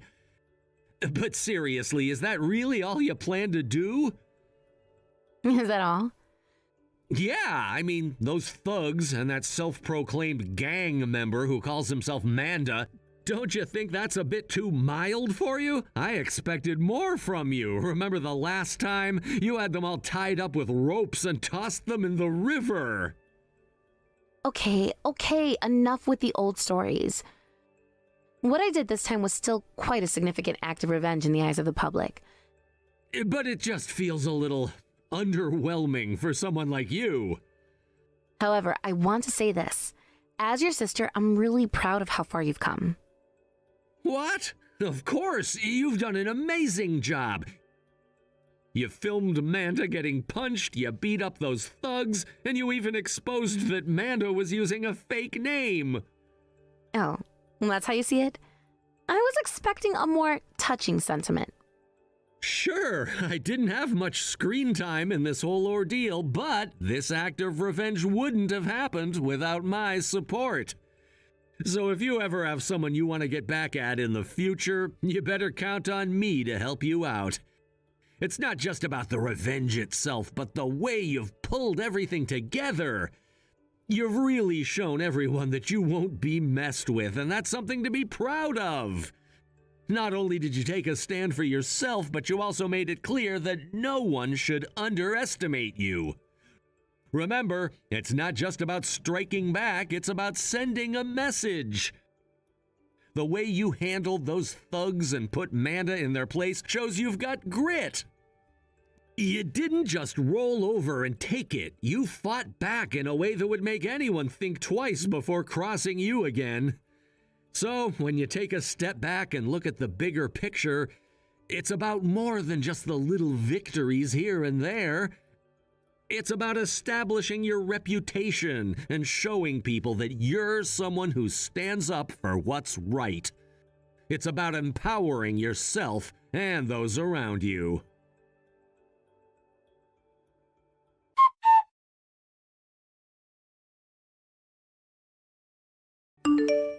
Manda, or rather, Mandy, found herself in a precarious situation when she was collectively sued by the mothers at her son's kindergarten. This group of parents came together to file a lawsuit against her, claiming that her actions had somehow harmed their children, leading to significant emotional distress and other repercussions. The situation escalated quickly, and it forced her into a dire financial situation that she could hardly afford. The lawsuit turned into a public spectacle, attracting attention and gossip that permeated the community. As the legal battle unfolded, it became evident that Mandy's life was spiraling out of control. The immense stress, compounded by public scrutiny, took a toll on her marriage. Understandably, her husband reached a breaking point. He could no longer tolerate the chaos surrounding them. He packed his belongings and left, initiating a divorce that only added to Mandy's already tumultuous life. The split was not amicable, with anger and resentment festering between them. Each party had their reasons for the breakdown of their relationship, but in the end, it was Mandy who lost the most in this painful process. With the divorce finalized, the custody battle over their son became an unfortunate reality. Despite her tireless efforts to prove that she could provide a stable and nurturing environment for her child, Mandy ultimately lost custody to her ex-husband. This decision shattered her heart and left her feeling completely alone in the world. She found herself living in a small, rundown apartment, struggling to make ends meet and grappling with the overwhelming loneliness that now filled her life. The once bright and lively home she had envisioned for herself and her son was replaced with the stark reality of her situation. The dismal surroundings of her new living arrangement served as a constant reminder of how far she had fallen. To add insult to injury, Mandy's financial troubles didn't stop with the lawsuit and the divorce. She was already burdened with debt, but as time went on, the interest on her loans continued to pile up, making it increasingly difficult for her to escape the cycle of financial despair. The bills kept coming, and with each passing day, her situation seemed to grow more dire. The weight of her financial obligations felt suffocating, and she often found herself lying awake at night, staring at the ceiling and wondering how she would ever regain control over her life. Meanwhile, on the internet, things were not looking up for Mandy either. A video that had been posted during the height of her controversy went viral, spreading like wildfire across various social media platforms. People began to share and comment on it, fueling a public outcry that seemed never-ending. The situation escalated into a full-blown scandal, with online trolls mocking her and spreading rumors that added to her humiliation. It felt as though the entire world was watching her downfall, and she felt completely exposed and vulnerable. Each notification on her phone brought a fresh wave of negativity that she could hardly bear. I often reflect on the extent of the revenge I took against those who had wronged me, and while I acknowledge that it was quite severe, there's still this nagging feeling, and perhaps it wasn't enough. Dexter, on the other hand, has been relentless in his judgment, insisting that my actions were soft and lacked the intensity necessary to truly make a point. This raises the question of what exactly would satisfy him. What level of retribution would he consider sufficient? It's a perplexing thought that lingers in my mind, causing me to wonder if I should have done more or approached the situation differently. Looking back on my life during these tumultuous times, I can't help but reflect on how I must have appeared to others. Perhaps they viewed me as some sort of monstrous figure, someone who was completely out of control and wreaking havoc wherever I went. I never intended for things to spiral to such an extent, nor did I ever want to hurt anyone. In my mind, I was simply reacting to the overwhelming circumstances that surrounded me. I was a mother fighting to protect my child and myself, not some villain in a story meant to entertain. I remember the days when I would go to the kindergarten to pick up my son, and the stares I received from the other mothers were piercing. It was as if they could sense the turmoil brewing beneath the surface of my life. Some would whisper behind my back, and I could only imagine the awful things they were saying. Others would simply avoid me altogether, pretending I didn't exist. It felt as though the entire community had turned against me, and that sense of isolation only deepened my struggles. Despite the overwhelming feelings of despair, I still tried to put on a brave face. I would often wear a smile, pretending that everything was okay, even when I felt like I was crumbling inside. It was exhausting to maintain that facade, but I believed it was necessary to protect my son from the harsh reality of our situation. I wanted him to feel safe and secure, even if everything around us was falling apart. In my heart, I knew that I had made mistakes, but I also believed that I had the right to defend myself and my family. The line between right and wrong became blurred, and I found myself questioning my own moral compass. As the days turned into weeks and the weeks into months, I wondered how I would ever regain a sense of normalcy in my life. Would I ever be able to rise above the shame and humiliation that seemed to follow me like a dark cloud? The memories of happier times with my son haunted me relentlessly. I thought of the playful moments we had shared, the laughter that filled our home, and the dreams I had for our future together. Now those dreams felt like a distant memory, overshadowed by the reality of my situation. I missed the little things like bedtime stories and cooking meals together. Those were moments that had brought us joy and comfort, and they seemed so far out of reach now.